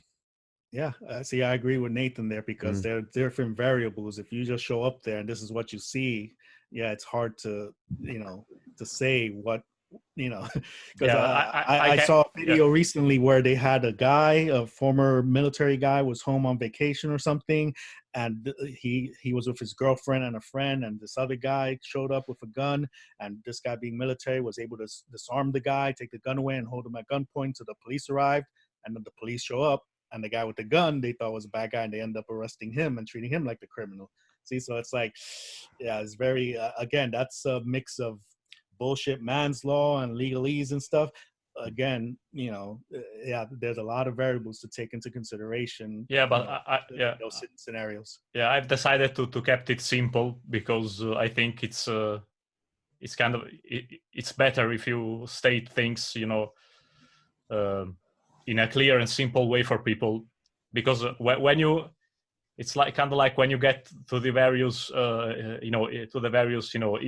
what if people will go. Well, I was interested to ask the question because these are themes that crop up in my novel, The Cause and the Cure, where you've got the perpetrator is going around killing people that he feels are putting harm into the world. And there's a discussion that takes place later in the book with another character who's saying you didn't have the right to kill these people because they weren't instigating harm against you personally. And so it's like a moral dilemma that gets discussed. And I was just interested in what people would say about that kind of scenario. I guess it does depend on the circumstances. Yeah, of course there are many examples that one can make, but as a general rule, it's not only about yourself. When you see an aggression, and I'm talking about an act of aggression, violating an act of violence, so violating somebody else's rights, of course, even if you are not involved personally, but you can stop that from happening. You have a right to do that. You have a right to stop the violence, even if it's not against yourself directly. But of course, so. Yeah. At this point, I'd like to talk about the need for unity among the various, because they've created. I don't know if it was if it was all on purpose or some of it was genuine, but it seems that there were all these various anarchist currents popped up in the in the world. You have all this anarcho this, anarcho that, and those other people say that no, you're not real anarchists. We are real anarchists. You're not real anarchists. So there seems to be quite an urgent need for unity in the people that call themselves anarchists. Yeah, and it needs to be founded in natural law rhetoric, like we've been talking about. Anarchists. Anarchists need to go all the way and become vegan, and vegans need to go all the way and become anarchists. Under true natural law philosophy. And anarcho-capitalists need to go all the way to just being anarchists and kind of see the truth behind this whole capitalist thing. Is still a form of enslavement. If you don't deal with this proxy system, then you don't get to eat or whatever. That's another form of control over someone. And exactly, I was referring in part, basically to the various currents. I didn't want to name them because, but anyway, we'll throw it out there. We'll put it out there. We're American. We got balls. Fuck it. Sorry. Yeah. No, but just because people will get all sorts of confusion, etc. But anyway, yes, anarcho-capitalism is one, especially in America. Over here is more, you have these fake anarchists, that are actually Marxist or communist. My freedom movement. Freedom movement too. People that think that that only care for their own rights, but they don't care for the rights of people on the other side of the world. It's all very tribal, isn't it? The way people like to identify themselves with groups. So at Anarchy this year in February in Mexico, which I was at, you had one aspect of the conference which was all about cryptocurrency. And the people that attended that were just so into that subject and didn't really care to learn about human freedom and natural law and all this. And then you had people that were into all that stuff that didn't really care for the crypto side of things. And people just seem to gravitate towards these groups, and they identify themselves with different labels. And really what it should always be about is just people living as free, sovereign beings. You don't need tribes. You don't need groups. You're going to find some compatibility and some kinship with other people, sure. But, all these groups and all these associations are really unnecessary. When you take on a full understanding of what true human freedom is and what personal sovereignty is, you don't need to belong to groups, because you can make it on your own. You have friends and associates, but the groups and the tribes and the labels just become so unnecessary. I think that feed into the ruling classes divide and conquer, right? It's kind of like, hey, wait a minute, I think there might be some divide and conquer. There's an agenda here. Exactly. And I think the whole thing, one of these things is, anarcho-capitalism versus anarcho-communism. No, communism is actually the real anarchy. No, capitalism, money is so you can be rich and free. And then another one, I think it's anarcho-primitivism. Just to throw another one. I've heard of that one. You don't have primitivism. Yeah, primitivism. So you don't. They are against all type of technology, because technology. Live in a cabin in the woods. Right. Yeah, or in a cave, maybe even. I don't know. I might be wrong, but that could play a little bit in the whole agenda 21/2030 whatever, because you have the higher technocratic class, the techno sorcerers, with all the power, because they use technology for evil deeds to control sort of a Hunger Games scenario, to control the underdeveloped slave class that hasn't got any technology. So they can't even use it to defend themselves against the technocrats. So that So this is going into, this is opening up another little door, if you've got time for it, Mark. But this is where we're at as a species being ruled, because we can't utilize free energy, we can't utilize hemp, and all of these types of things. And if we were truly free and we had order and prosperity under natural law, aligning with natural law, because we know that's the right thing to do. I think where we would be with Tesla technology, which was over 100 years ago now. And this is the mindset of the dominator, or in that slave think. We're retarded as a species, and I'll use that word correct. We know that triggered some people in Ireland, didn't we? But we're slowed down with this thinking. We could be so much further ahead, utilizing technology for really good purposes. We could all be spending a lot less time earning our slave tokens.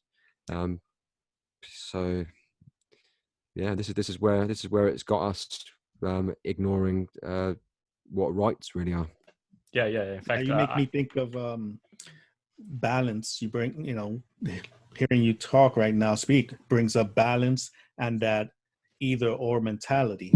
Technology either is all good and we have to go via a Venus project way of, everything's technological and put all our power and futures in technology, or we go to that primitive thing like, no, technology is bad, we got to give it all up and go back to, living in huts. And no, it's a balance. It's a responsibility, of utilizing technology in a way where it's an alignment with natural law of doing no harm and taking no shit. It's like, wait a minute, we do no harm where this technology doesn't put out 5G radiation or cause, using nanotechnology or GMO stuff that harms the body. However, using technology in a way where we have an abundance of food, we have an abundance of energy, clean energy that doesn't harm humanity or any living beings or the planet. See, there's a balance that has to be attained there. Yep. But what's the threat here? It's not profitable to do that. So that's the killer right there, that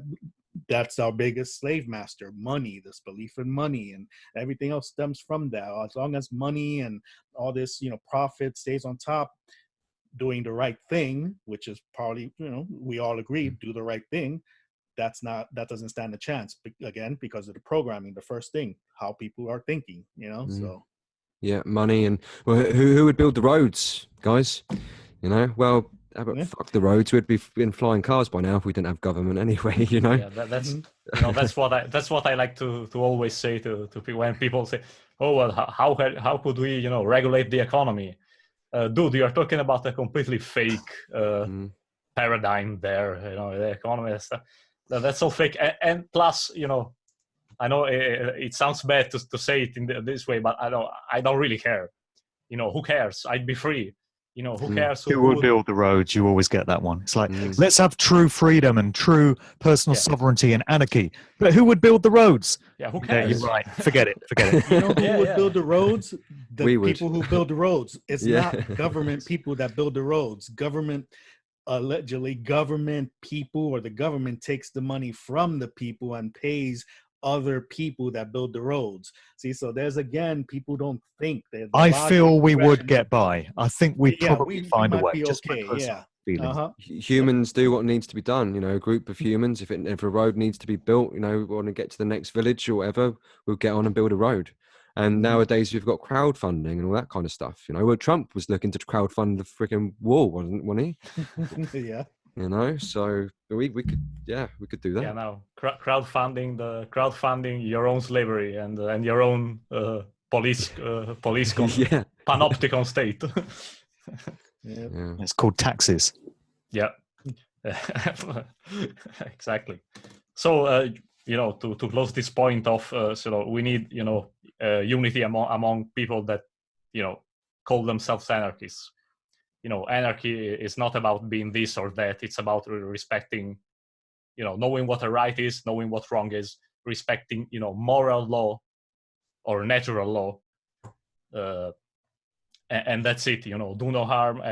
It's the most virtuous way to live, isn't it? Exactly. And yet people have been entrained to think of it as a really bad thing. Yeah. And yet it's the natural state for humans to be living. To be free, that's aligning to truth. That's the truth right here. We would think, right? We're speaking truth when it comes to freedom and moral law and all this stuff. It's aligning to truth, and that's that's the direction we need to go to. And everyone's not there. When we talk about all this divide and conquer, I have my truth. No, you have your truth. No, that's again divide and conquer. No one's aligning to the truth that is, and that's why we have everyone all over the place and at each other's throats. Yeah, and if you really think about it, if you have a free and an anarchist free society, then there's really room for everyone. If you want to live, if you want to live, in common with other people, everybody is living in the same place, sharing everything among each other or whatever. The non-proprietarian way, we'll talk about that in a second. You can, because society is free and moral. If people want to keep if you want to live alone in the woods, guess what? They can, because as long as they don't hurt others, you can do it. That's the main point. You don't hurt others, and then as Passio says, the sky's the limit. Then there's room for every way of life. That's what I say. I want to plug in here. This ties in or plug in that I was talking about balance as far as technology goes. You said a commune. You have technology with some safe frequencies, not the Mark Devlin, the 422 hertz or whatever.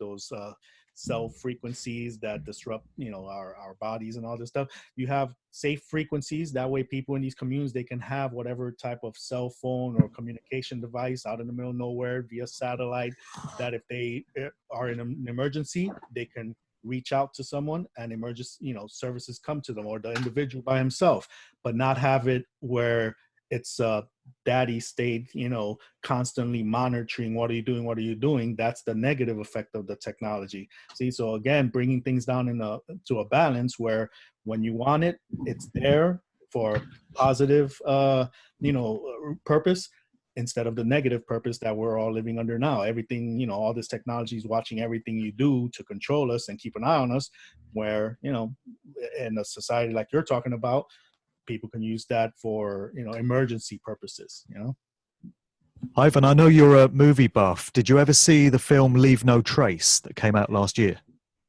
Did I do that one? I think I did. Is that the one with the guy, the father with the daughter, Yeah, living yeah. out in the woods? It's a guy who's ex-military, and he's got his teenage daughter, and they live out in the woods in Washington State somewhere. Right. And they've got this perfectly happy existence where they live in a shack and they collect rainwater and grow their own vegetables and all this. But the authorities come down on them, and they get alerted to the fact they're living this way. And they say, no, you've got to integrate into society, come into the city. You can't live like this. And so they go up against the authorities in terms of wanting to live freely in this way. So very great movie. Yeah. Bringing the girl into the indoctrination system because she's not being indoctrinated, put her into the school system. Yep.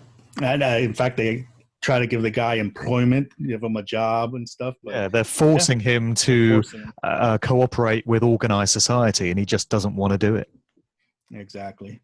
Yeah. So sounds like a good movie. I'll check that out. It's worth checking. Yeah, Leave No Trace. Yeah, sure. Right. The ending was kind of like, it's kind of interesting, but yeah, again, that shows the anarchy thing. See how everyone else talks about freedom, but when it comes to implementation, cognitive dissonance going on. You have to submit to the way things are. This is how we do things, but we're free, and we voted for it. So it's like, a lot of BS going around. Yeah, and a concept that I would like to clarify also is the concept of property, because one of the big divisions among anarchists is I don't know if you heard about the proprietarians and non-proprietarians. So the ones they are against the concept of that don't recognize as valid the concept of property because they consider it, I guess capitalist or whatever. I think they're referring in particular to private property. I don't know what's their understanding of property in general, but I think they're referring to the idea of people owning things and making others pay to get an essential service or something. If you I want, think that stems. I think I would suggest that stems from part of the sophistry or the sorcery. That you own something. It's mine. It's yours. You have it either legally. It was signed by deed, or through money you work for and you own that.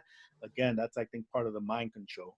Because I attempt not to look at owning all this stuff I have, the camera and all that. It's more like a stewardship. We're not here for all eternity. We're here for that, small little 50, 80 years, whatever. And in that time, we're stewards of whatever we have in our possession, be it the home, be it the material stuff, even our bodies. So when it comes to property, that's probably mine. It's like renty, for the time being right now. Yeah, this is my responsibility. I'm responsible for this. I'm utilizing this.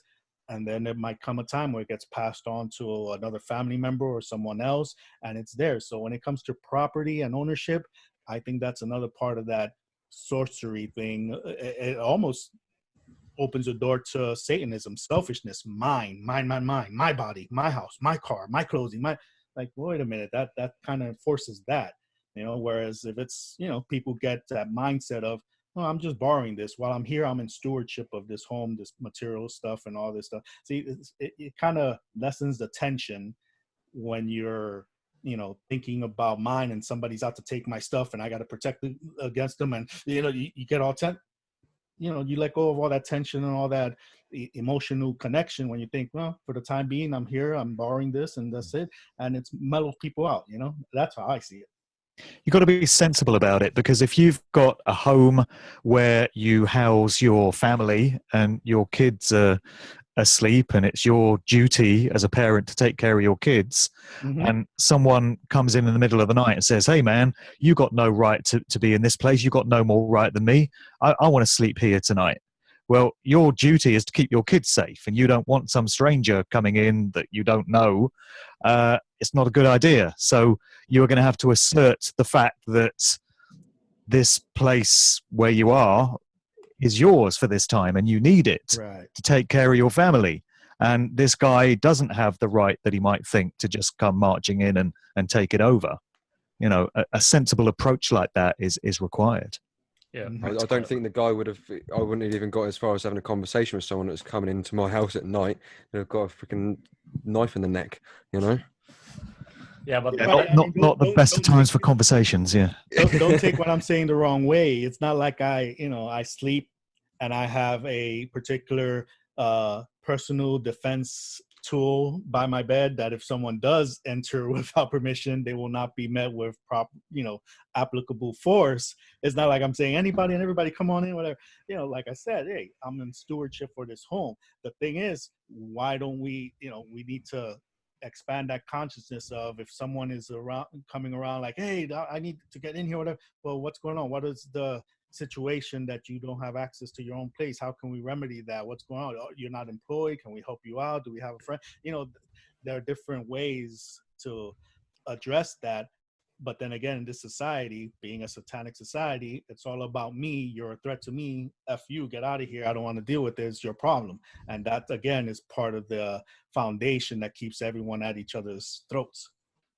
Yeah. So you'd say there is a place for, I mean, obviously there's a controlled dialectic, as you were pointing out, of what property is, but is there an actual, is there such a thing as, your property, whether Of course, as a spiritual general concept? Is there a place for property, even personal property, in a free anarchist society? Of course, there has to be. Yeah. We need to know what we own and what we don't own. But this is certainly in the New Age community and Buddhism to a degree as well. The fact that you never really own anything, nothing's ever yours. Like Ivan was saying, I understand that this is a temporary experience, but whilst I'm here in this it's a physical realm with physical things, things I've bought, things I use, they're mine, and we need to understand that. I think, there could be a discussion here about greed and people that own like 24 houses, for example, and they're all empty. And that type of thing. That's not, especially when there's homeless people, and because we're not living in a civilized society at all with all of the homeless people and all of the empty houses and all that kind of stuff. So there need to be reason. So that's I guess a topic that would need exploring a little bit deeper. Things like that, when it's excess. Especially when it could be alleviating suffering for other humans, But I think if we do open up our hearts and get our minds right, and align with natural law, I think it creates more empathy. Like Ivan was saying, we're in a satanic society. There's little empathy. Everyone's kind of just me and my own, not really expanding any further than that.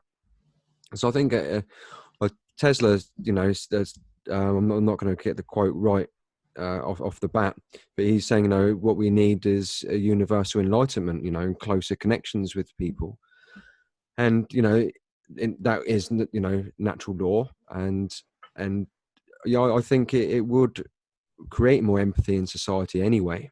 So yes, yeah. So basically, what I'm seeing, going on right now, it's usually the proprietarian or whatever, the anarcho-capitalist, let's say, is also, as Ivan was saying, is afraid. It's in the mentality that, oh my god, people are gonna take my stuff that I worked really hard for, without deserving it, without doing anything. I have to protect from that. And the others are more in the mindset of, okay, if the rich capitalist, the greedy capitalist builds the well in the middle of the town, and then he privatize it, and he's gonna make poor people pay to get the water, and they're gonna die of thirst. So that they have all these fears. So they have every encampment has its own fears. But I'd say they are talking about the current society. They are not talking about what will happen in a truly free society. They are talking about a paradigm where morality doesn't exist because the people are still immoral. So these things, these fears are fueled by the fact that that you're talking about immoral people. You're not talking about a situation where morality is present and understood. I think we also need by most people. So I think we also need to realise that there's a lot of scarcity-based mind control going on. With water, oil, electric, and all the rest of it. And if we were truly free, that wouldn't exist, because we would be using free energy. We'd be using things like hemp. So the people's minds would change a lot. Coming out of this scarcity base, because there's so much fear, and we're so restricted and into just worrying about and people are in society, and most people are on the breadline. But that would all change. But we're just so deep into this, and most people are a million miles away from really deeply understanding this. What I hear. This is how I can simplify it. You see my two fingers right here? You have the haves and the haves not. Yet the one thing they both have in common is fear. The have-nots fear that they don't have what the haves do, and the haves fear of losing what they have to the have-not. See, so again, where does that meet? The balance. Again, everything comes down to balance, fear, people taking all these things in and properly, applying that trivium, grammar, logic, and rhetoric. Take this information as like, wait, we really are all afraid.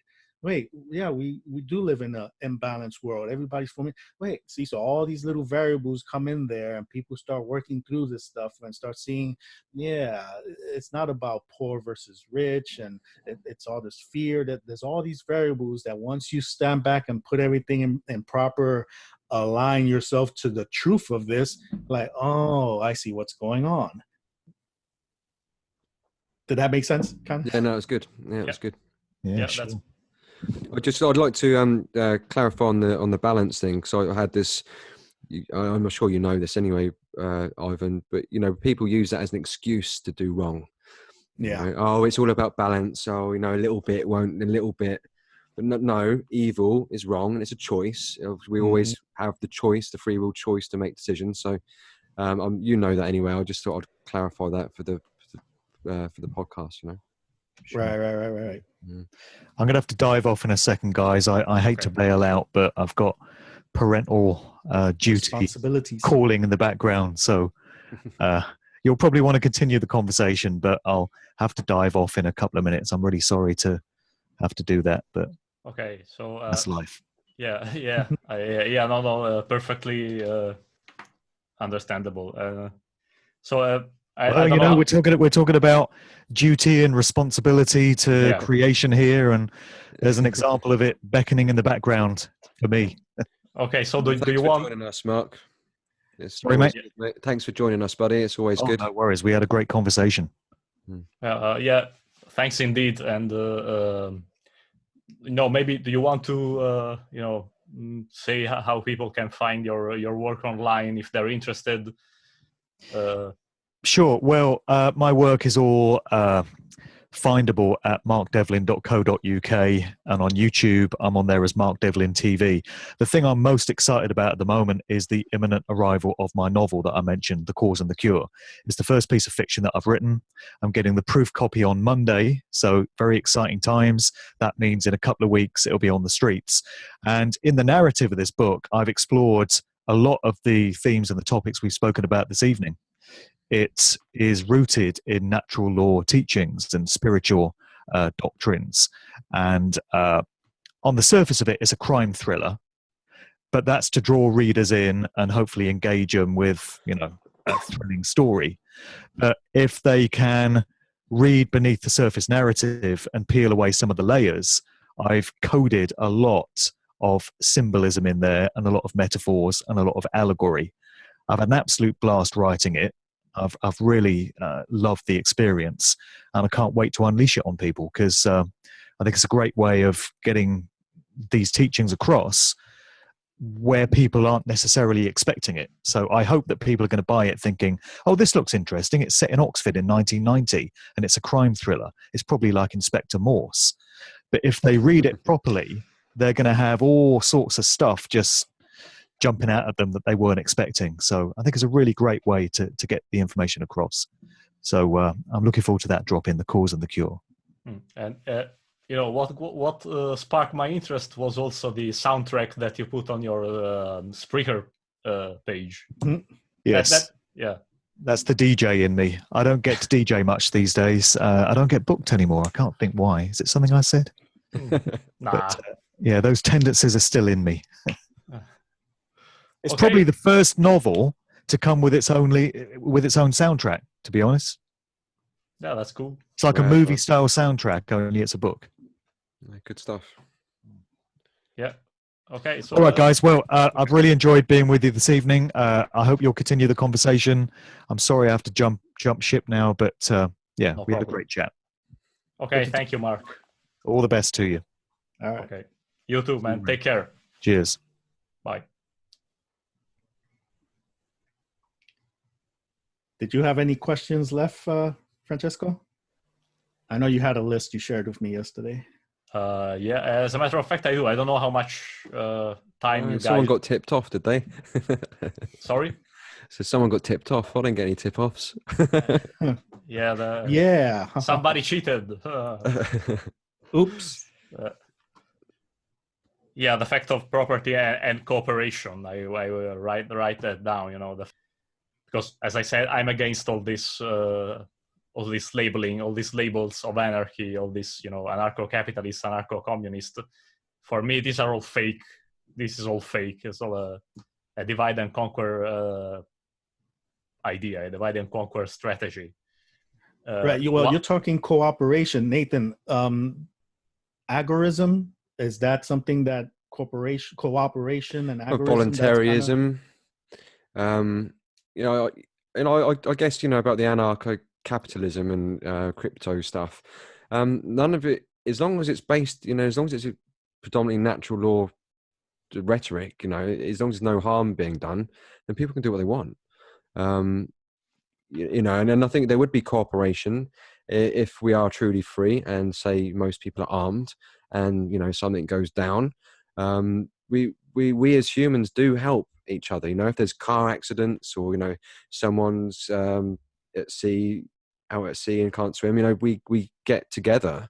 This is the true human nature, but that's been obfuscated from us because we're drip fed that we're all evil and all of that nonsense. Right. Every time Mark, before he left, I should have brought this up for him, but there were a couple of times in our conversation here that he brought up about humanity having this goodness kind of inherent in us. And I couldn't help but keep thinking about that, how that correlates to creation, that love is the expansive force. Everything in life is a result of the expansive force of love. Yeah. So if we are born of that, even if it's the worst case scenario, how people say, well, what about a rape incident? And no, that child was born in violence and evil, all that. No, well, the act itself or the expansive force, that's part of love. That's a life created. So that's why inherently as children, we are closest when we're youngest to our point of origin to love, to the expansive force. That's why everything, the goodness of people is more noticeable there, as opposed to 10, 20 years down the road, once all the indoctrination, all the negative knowledge has been put in and all that kind of stuff. Yeah, yeah, agape, right? Love of all things Yes, good. agape, right. Yeah, and I really think that, you know, the meat industry or government, you know, the dark occult priest class, along with authoritarianism, you know, kids know this. You know, I was certainly was questioning things when I was a kid. You know, oh, but we're meant to love animals. You know, do we need to eat? But there's more information in society now, so we know that it's not necessary. But I think people, and certainly children, would be in a state of duality. You know, they're told one thing, but then society is actually behaving in a different way. Mhm. So that's where the dualism comes in. You know, but we love animals, but we eat them. Do no Mhm. harm, but we've got authority. You know, and all this kind of stuff. Um, yeah, I was going a bit further with that, and I just lost my train of thought.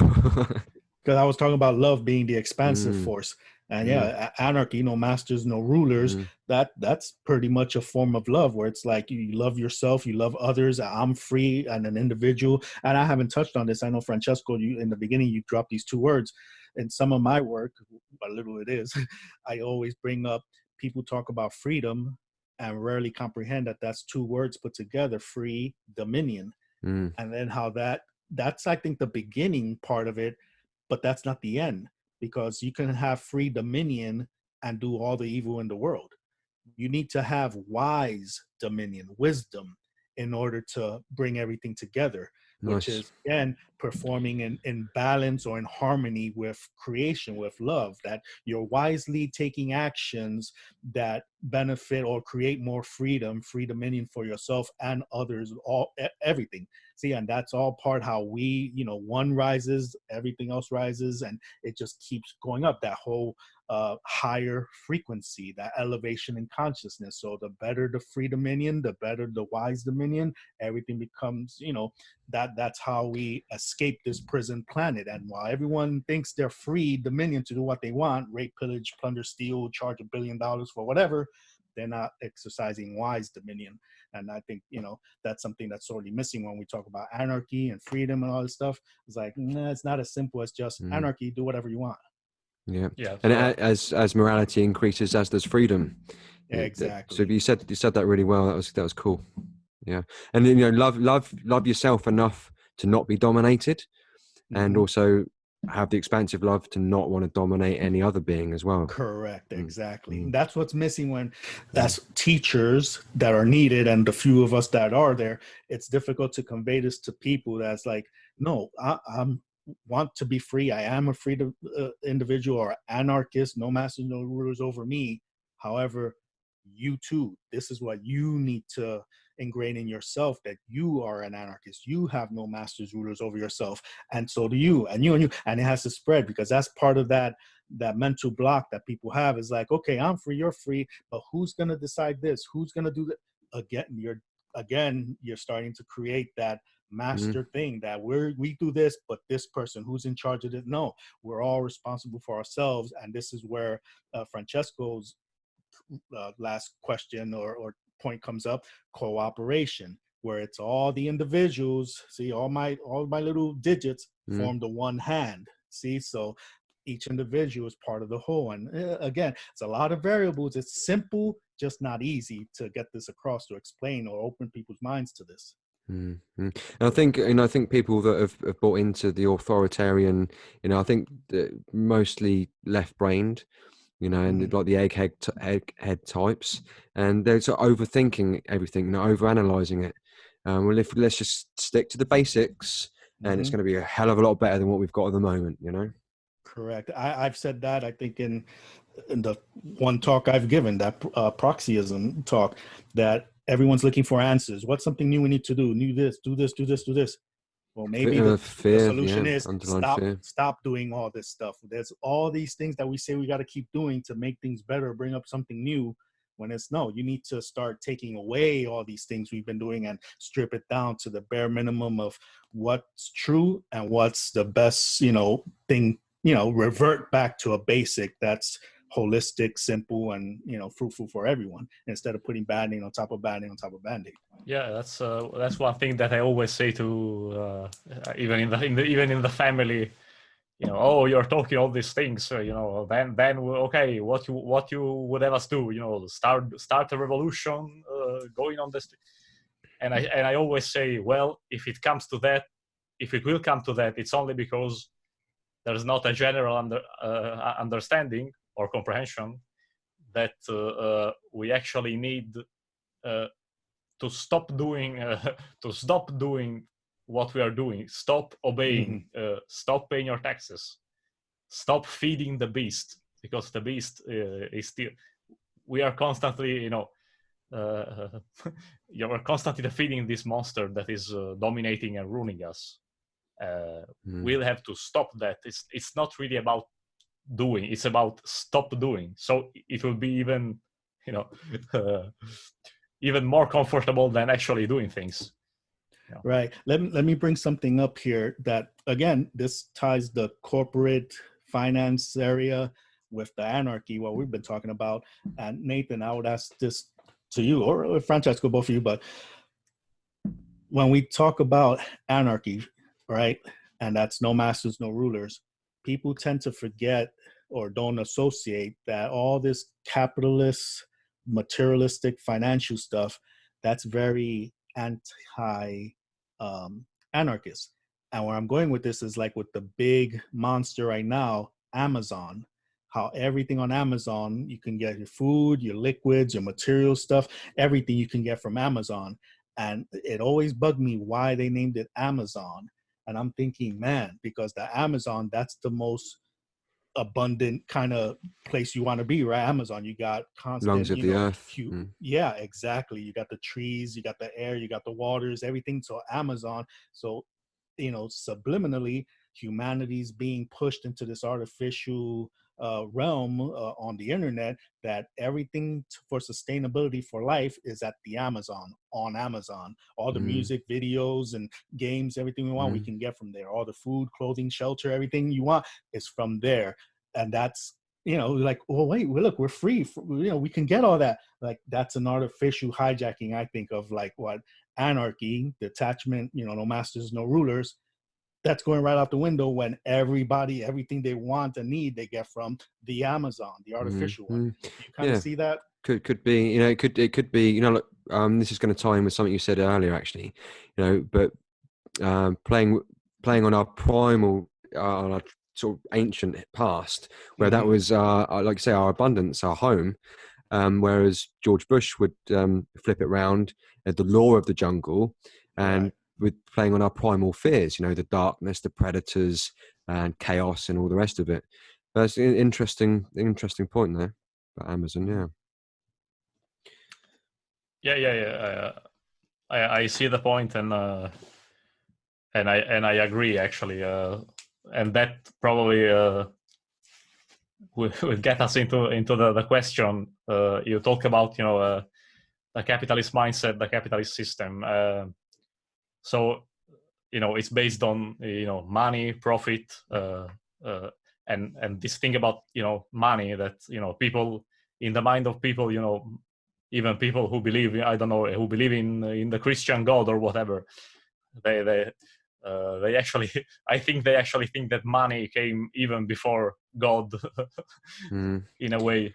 So wasn't it in the 50s that was part of the mind control, that money, the US money, didn't always say "in God we trust"? It was redeemable and whatever, gold backing, whatever. It was in the 50s or so that they started putting "in God we trust" to start pushing more of that Christian religious kind of thing. And now everybody see it's in our money, in God we trust. See, God, money, money, it's all good. It's all good. Yeah, it's kind of the normalcy. So my question was, has money, does money have a place in an anarchist, that is in a truly free society? Okay. Well, I was just about to talk about this, actually. So, timely question. There's nothing inherently evil with money. It's like there's nothing inherently evil with any inanimate object. It's the consciousness of the user, right? And that's the problem, and it's the consciousness of our collective consciousness is awry. And how the money controllers, you know, and they're using it for their benefit, and they're just fabricating more and more money out of thin air all the time. So it's not inherently evil. It's the consciousness of the people that are using it, and how it's the whole system that's wrong. You know, because if people, I liken it to playing Monopoly. You know, would you play Monopoly if you knew the banker was cheating? Obviously you wouldn't, but we're forced to play the game. So as a means of exchange, you know, because obviously money came about because, you know, there were the difficulties. I want to swap my melons for your pineapples, but actually, no, you don't like melons. But I've only got, okay, I'll give you 100 melons. I just want a pineapple. So, you know, as a form of exchange, you know, gold coins or matchsticks, whatever, it's not inherently evil. So that you know, there can be a place for it, but it needs to be fair. Well, obviously, you know, bringing that up to me with my proxyism thing, yeah, I think it's like everything else, that progression of consciousness. Humanity's at a stage where, yeah, consciously they cannot interact or cooperate without some form of proxyism, like a money exchange. Well, so many lemons for these apples, or you know, a goat or a cow is not the same value. It's okay, yes. So for now, that's where they're at consciously. That's what would be my argument. Consciously, where we're at now, yeah, some kind of financial interaction, monetary thing, proxy. However, yeah, once, hopefully, if a level of consciousness is attained where it's like, oh, wait a minute, yeah, it doesn't matter. You need the lemon, you need the lime, or the apple. Fine. I need, you know, whatever part of the wood for this home. Fine. The value, just because the size and the this or the, you know, it's uncomfortable to carry this around. All that starts going away, where it's like just that love of life to exist, to function, to move on, to evolve. What's necessary? This little thing, fine, it's done. This huge thing, fine, it's done. So once the level of consciousness is attained where the perceived monetary value due to the size or value, you know, a car because it's a Volkswagen or Chevy as opposed to a Mercedes or BMW, those are all mental constructs. So a mode of transport is what's necessary. That's it. You know, when our consciousness reaches a state, you know, level that all these little minuscule things of dividing rich, poor, that's what creates all that.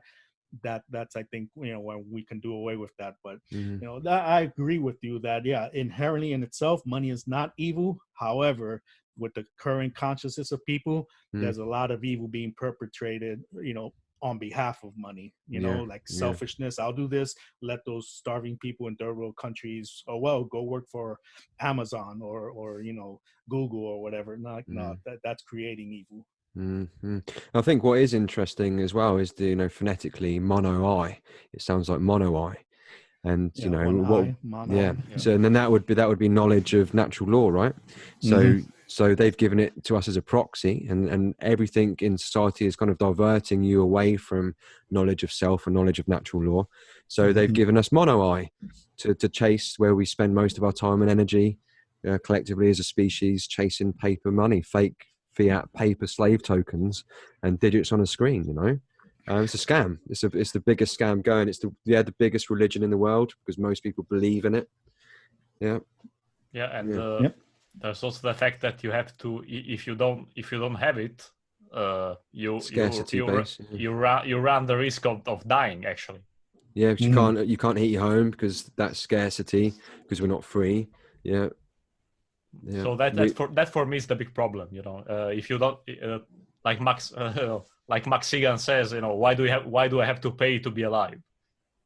Right. Why do I have to pay that's to a be phrase alive? that's a phrase that, again, if you just, anyone with a little bit of, you know, critical thinking, be like, the cost of living. Well, that's the cost of living. The cost of living just went up. Like, anyway, listen to it. Living. So to be alive has a cost to it. You know, see, so I don't know. It's all part of that sophistry, the mind control. Yeah, it doesn't exist in nature, does it? You know, you can't eat money itself. You can't shelter yourself. You can't defend yourself with money itself. Well, I guess if you threw enough money at someone, it might work. But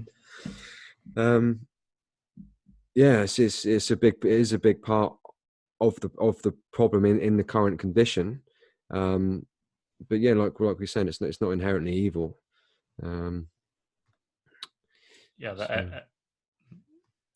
I say, you know, it has been. I think, we need to get to a level of consciousness, like Ivan was saying, where we don't need it, where we don't use it anymore.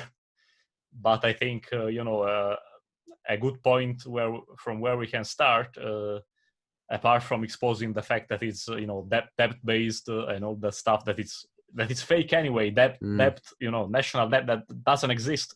It's a fakery, complete fakery.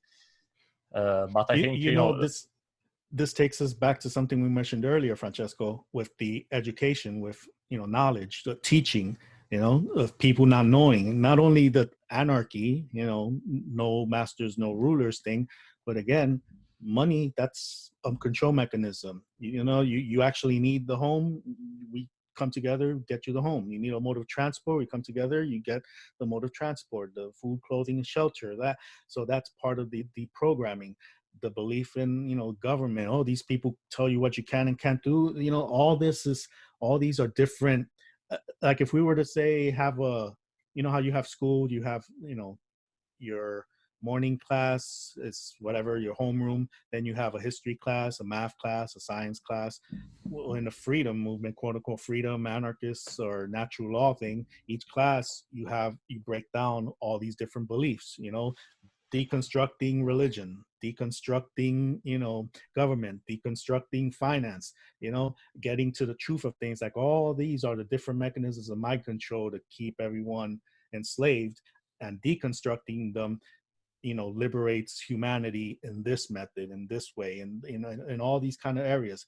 So again, everything's connected. All the enslavement parts can be taken apart, pin by linchpin, to free people, to lead to a truly anarchist free society, where you don't need to be eating meat, you don't need to be using money, you don't need to be believing in government, you don't need to be believing in false religions. See, so all these things, again, not doing new things, getting rid of all the things that have been keeping humanity down for centuries.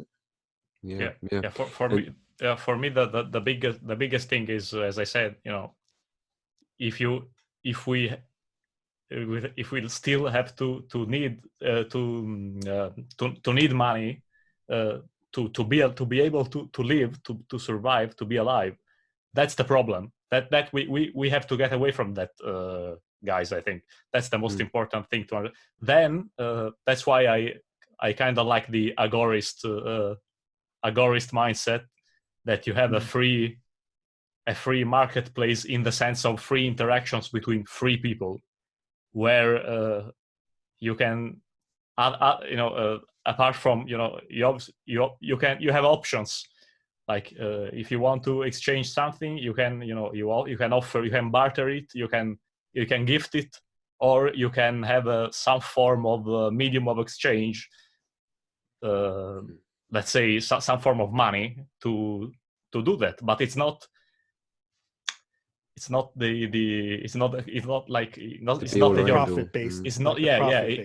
you're forced to do that. And that could be a good starting point from me. That's why one guy that I would have liked to have, maybe that would have been interesting, would have been Derek Bros. I don't know if you guys. That's funny you mentioned Derek Bros, because Derek Bros is part like Mexican and Native American. Yeah. And as you were speaking, I was just thinking about Native Americans. The whole concept when the white man came was like, oh, we can offer you money and buy this land and buy this and buy that. And Native Americans were like, yeah, we don't believe in ownership. Pay for this, own that. No, we just utilize what's necessary and share, and again, live in balance and harmony with nature. That's kind of what you're talking about with agorism. It's like, get to that thing, deprogram us to where it's like, well, what do you need? What's necessary to live? This. Okay, well, there it is. Do we need this? Well, do you want that or do you need that? Well, I want it. Well, okay, that's part of the mind control. Well, you know what? I really don't need that. And again, that's the disconnect from nature. Native Americans were more connected with nature than other cultures. See, so I think we're along the right path. But then you get the argument like, well, but they wouldn't have advanced. Look at all the materialistic advancements in technology and all that stuff. That's a different path to go to. However, the way the Native Americans or indigenous cultures were living weren't causing a threat to global, existence, or, what is it, creating pollution and all this catastrophic kind of earth changing no, they were in harmony with the earth. So is all this advancement in technology and science and chemical stuff a positive in that sense or a negative? See, so again, it's like, not to shit all over all that stuff. Again, like I said, living in harmony, bringing things in balance, and technology, science, and all that has been in an abusive path. And, so. Yeah. So I was just going to say that I think that the big problem as well is the way it's going, and with the cashless society.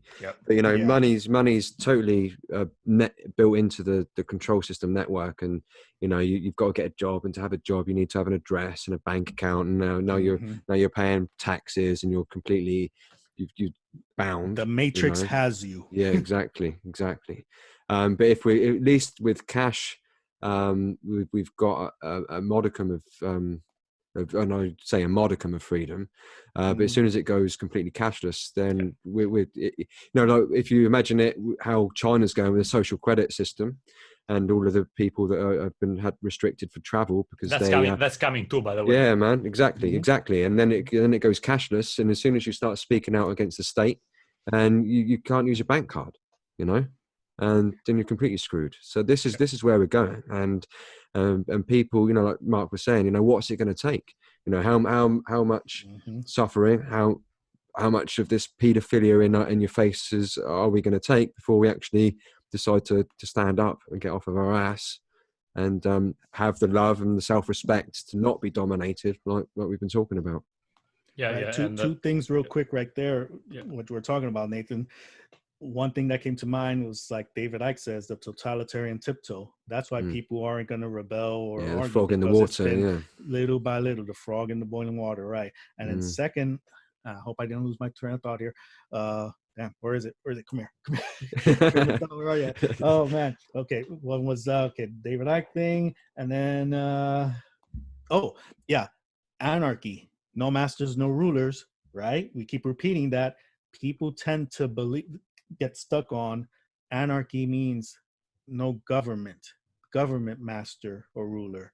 It's not only a governmental or political master or ruler, it's every kind of master or ruler. So when you talk about China having these social kind of, you can do this or you can't do that, that's another type of anarchy that needs to be achieved, where the social networks aren't your masters. You see, so it's not just the government, DC or London and all this stuff. No, there's other areas, other types of masters that people need to break free from. The financial masters, the social masters, like you're talking about China with all this. If you don't do this, if you show anti, resentment, negative kind of thing, all those are forms of masters. So again, a lot of different variables, a lot of different areas where people need to detach from, or let alone recognize and say, oh, this is a type of master: my financial master, political master, spiritual master, religious master, social master, all these kind of things. So anarchy applies to all of that, not just breaking free from Washington.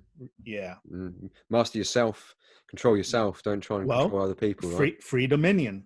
Dominion as well. Rulership. Free, ruling yourself freely. Dominion, ruling yourself wisely. So I freely rule myself from government, but I still worship Amazon and the Federal Reserve and the Catholic Church and what the fuck are you talking about? You're not free. You're still bowing down to these guys. But DC, no, I don't believe in DC. Like, wait a minute, it covers all of them, Yeah, and that's a good point, because there's also the theme of something that might sound strange, but the fact that the two important things, monarchy and anarchy. So we have to break down these two concepts, because why monarchy? Well, is it external monarchy, or is it internal monarchy? You ruling yourself. You be the sovereign, the king, the head of state of yourself. Right. We've heard Passio break this down, how it's flipped. It's switched the other way. Well, isn't everything satanic? Flipped upside down. We have external monarchy, one rulership outside, be it the government or church or the finance, and internally we have monarchy, no master, no ruler. We're like all over the place. Anarchy. It needs to flip. We're inside, we need to be monarchy, one self, free dominion. You rule yourself. Externally have anarchy, no external rulers. See, so and that's the flip. That's where people are at. Yeah, internal anarchy leads to external control. Yeah, or monarchy. Yeah, one rule. Right. Yeah, exactly. And that's something that many some researcher, maybe who I'm talking about, but I don't think it's there are a few people think that anarchy is an internal state of being, but that's actually wrong, because then you'll get you'll get control from the outside, and that's slavery. You need to have internal monarchy, internal rulership. Yeah. Know what's right in that and way wrong. you'll have you have external anarchy. So freedom, you'll have a free society. Yeah, totally. And I don't think because I own my own business and I've got some staff, but so we could say there's an internal control system there, but I don't force anybody to work for me. It's on a voluntary basis. They've agreed to work for me for X amount of paper slave tokens, but it's a voluntary basis. Whereas obviously the money that government take off of everybody, that's through coercion. Yeah, well, you're basically doing a cooperation. People are like, well, the way things are, we settle, we cooperate, and work together for everyone's mutual, necessity and whatnot. Yeah. Exactly. There was something, just not to get negative here, but Nathan, behind you, that Anarchy logo, I think it was the same person that Francesco might be talking about. They kind of poo-pooed on Anarchy, saying, well, if you look at the Anarchy symbol, if you read it symbolically, it's just a hole. It's an A around a circle, a hole, so a hole. So that's what anarchists use as their logo. It's like, ugh. Yeah. I actually quite like the A with the heart. Have you seen that logo? Because it is love based as well, isn't it? Right. Having that internal dominion and not having external domination. Love of it's not the new agey sort of love, or the physical love. It's actually the love of truth that we are talking about here. Well, going back to agape, both of them start with an A. Agape, agape. Right. Yeah. So does anybody? I think we've gone quite a. Yeah, I need to use the loo, to be honest. The Louvre, okay. The gents, whatever you want to call it. Yeah, okay, I think I'm good. Okay, yeah. So anybody has any closing, things that any closing thoughts? It's been a really good talk. We've covered a lot of bases. I think we've covered a lot of the angles that most people, think about when anarchy is mentioned and the questions they have. I don't think I've got anything to add. No, me neither. No. I think this is good. It's, if anything, it's good primer because it has a bit of everything for everyone. The initiate, the ones who don't know anything, we scratch the surface for them. Stuff like, well, they mentioned this word, they mentioned natural law, they broke down free dominion, they actually explain what anarchy is. Oh, maybe we need to look into this further.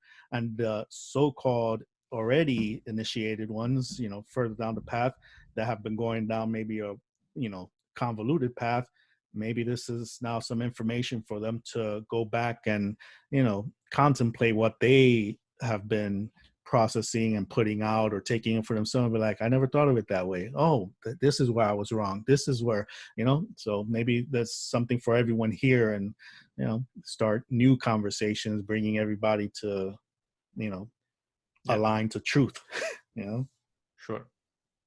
So I just close saying, we talk about natural law, moral law, these universal laws, and I say, these laws govern the entire universe without man. They are inherent in nature. Mm-hmm. So why the hell do we need man's law? Right. It's just a matter of recognizing these laws and living according to them. So I say that as my final statement. Hear, hear. Thanks for the invite, Francesco, and it's really cool to have the roundtable discussion with Ivan and Mark as well. Yeah, thank you. Okay, so Nathan, you have a YouTube channel, so people can find you there, Nathan Riddett, right? Yeah, just type my name in. I've got a few videos up there now. Okay, so and Ivan, you have a freeyourmindaz.com, your website, and your YouTube channel as well. So the website Free Your Mind AZ, and I don't put too much stuff out myself. It's more like just a portal, just bringing people to where they can find other links to other people's works. And my YouTube, it's DTS51 Sound is the YouTube channel, my handle that I use, but all that's linked on the website freeyourmindaz.com. Okay, cool. So thank you, everybody, and also thanks to Mark Devlin that had to go away earlier. And enjoy the rest of your evening or day, and see you guys another time. I don't care what you do, All right, because you're not thanks. respecting us. This is not a court of law, as far as I'm concerned. No justice is being served here, and you still can't look me in the eye. And so I say, do what you want to do. Give me whatever time you want, because I'm not in your hands. I'm in God's hands. I am a natural person with my God-given rights. I am free to determine how I shall live my life. I am not your property. I do not belong to you.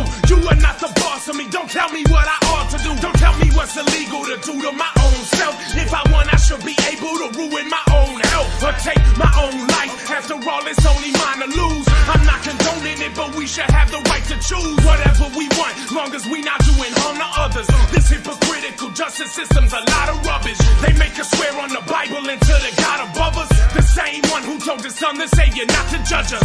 Yet the law that does this is based on a religion that says the way for man to be like God is by forgiving. But still they fill the prisons, they quick to give us time. There ain't no justice when the punishment don't fit the crime. Yeah, I am leading the revolution of my spirit, body, and mind. Yeah, inside of me is a solution to any problem I find. I'm gonna love myself and take responsibility for my life, cause God gave me the liberty to live my life the way I think I ought to. Yeah, the definition of capitalize is to take advantage of. So the purpose of capitalism is to capitalize on us. They be capitalizing every single letter in our names. If you think it don't mean nothing, you better think again. Turn a person to a slave, a corporation to a person. They claim it's getting better as the situation worsens. They trying to prevent us, the 99%, from understanding that a natural person's rights are heaven sent. The rules and regulations that they make do not apply to us. They lie to us to try to justify the reasons why we must agree and follow. Even though our leaders' motto's obvious, they all about the dollars, yet they hollering in God we trust, pretending that they religious by reading passages from the Bible, all the while misleading the masses with their brainwashing tactics. They using Jesus of Nazareth, name in vain to claim they fame. These heathens speaking blasphemous. Yeah, I am leading the revolution of my spirit, body, and mind. Yeah, inside of me is a solution to any problem I find. I'm gonna love myself and take responsibility for my life, cause God gave me the liberty to live my life the way I think I ought to. Yeah, I am speaking on behalf of my people with no voice. Ain't no sovereignty or freedom, they leave us with no choice. Yet they claim this liberty, but I say it's quite contrary. Take a look at history, you'll see that they ain't fighting fairly. Ain't no thinking differently, you gotta pay the price to vary. Tell me why the government doesn't give gays the right to marry. They got no right to tell you who you not allowed to love. I reiterate, religion states you're not allowed to judge. Yet these Christian politicians call us all a bunch of thugs. They hit us with a sentence for a small amount of drugs. It's funny how they keep liquor and tobacco legal, yet they take more lives together than ecstasy, crack, and needles. And the weed and shrooms that we consume are not actually lethal, but the government will ban it if they cannot tax the people. To me, the reason for the war on drugs is more than obvious. They profiting by stopping us from exploring our consciousness. Yeah, I am leading the revolution of my spirit, body, and mind. Yeah, inside of me is a solution to any problem I find. I'm gonna love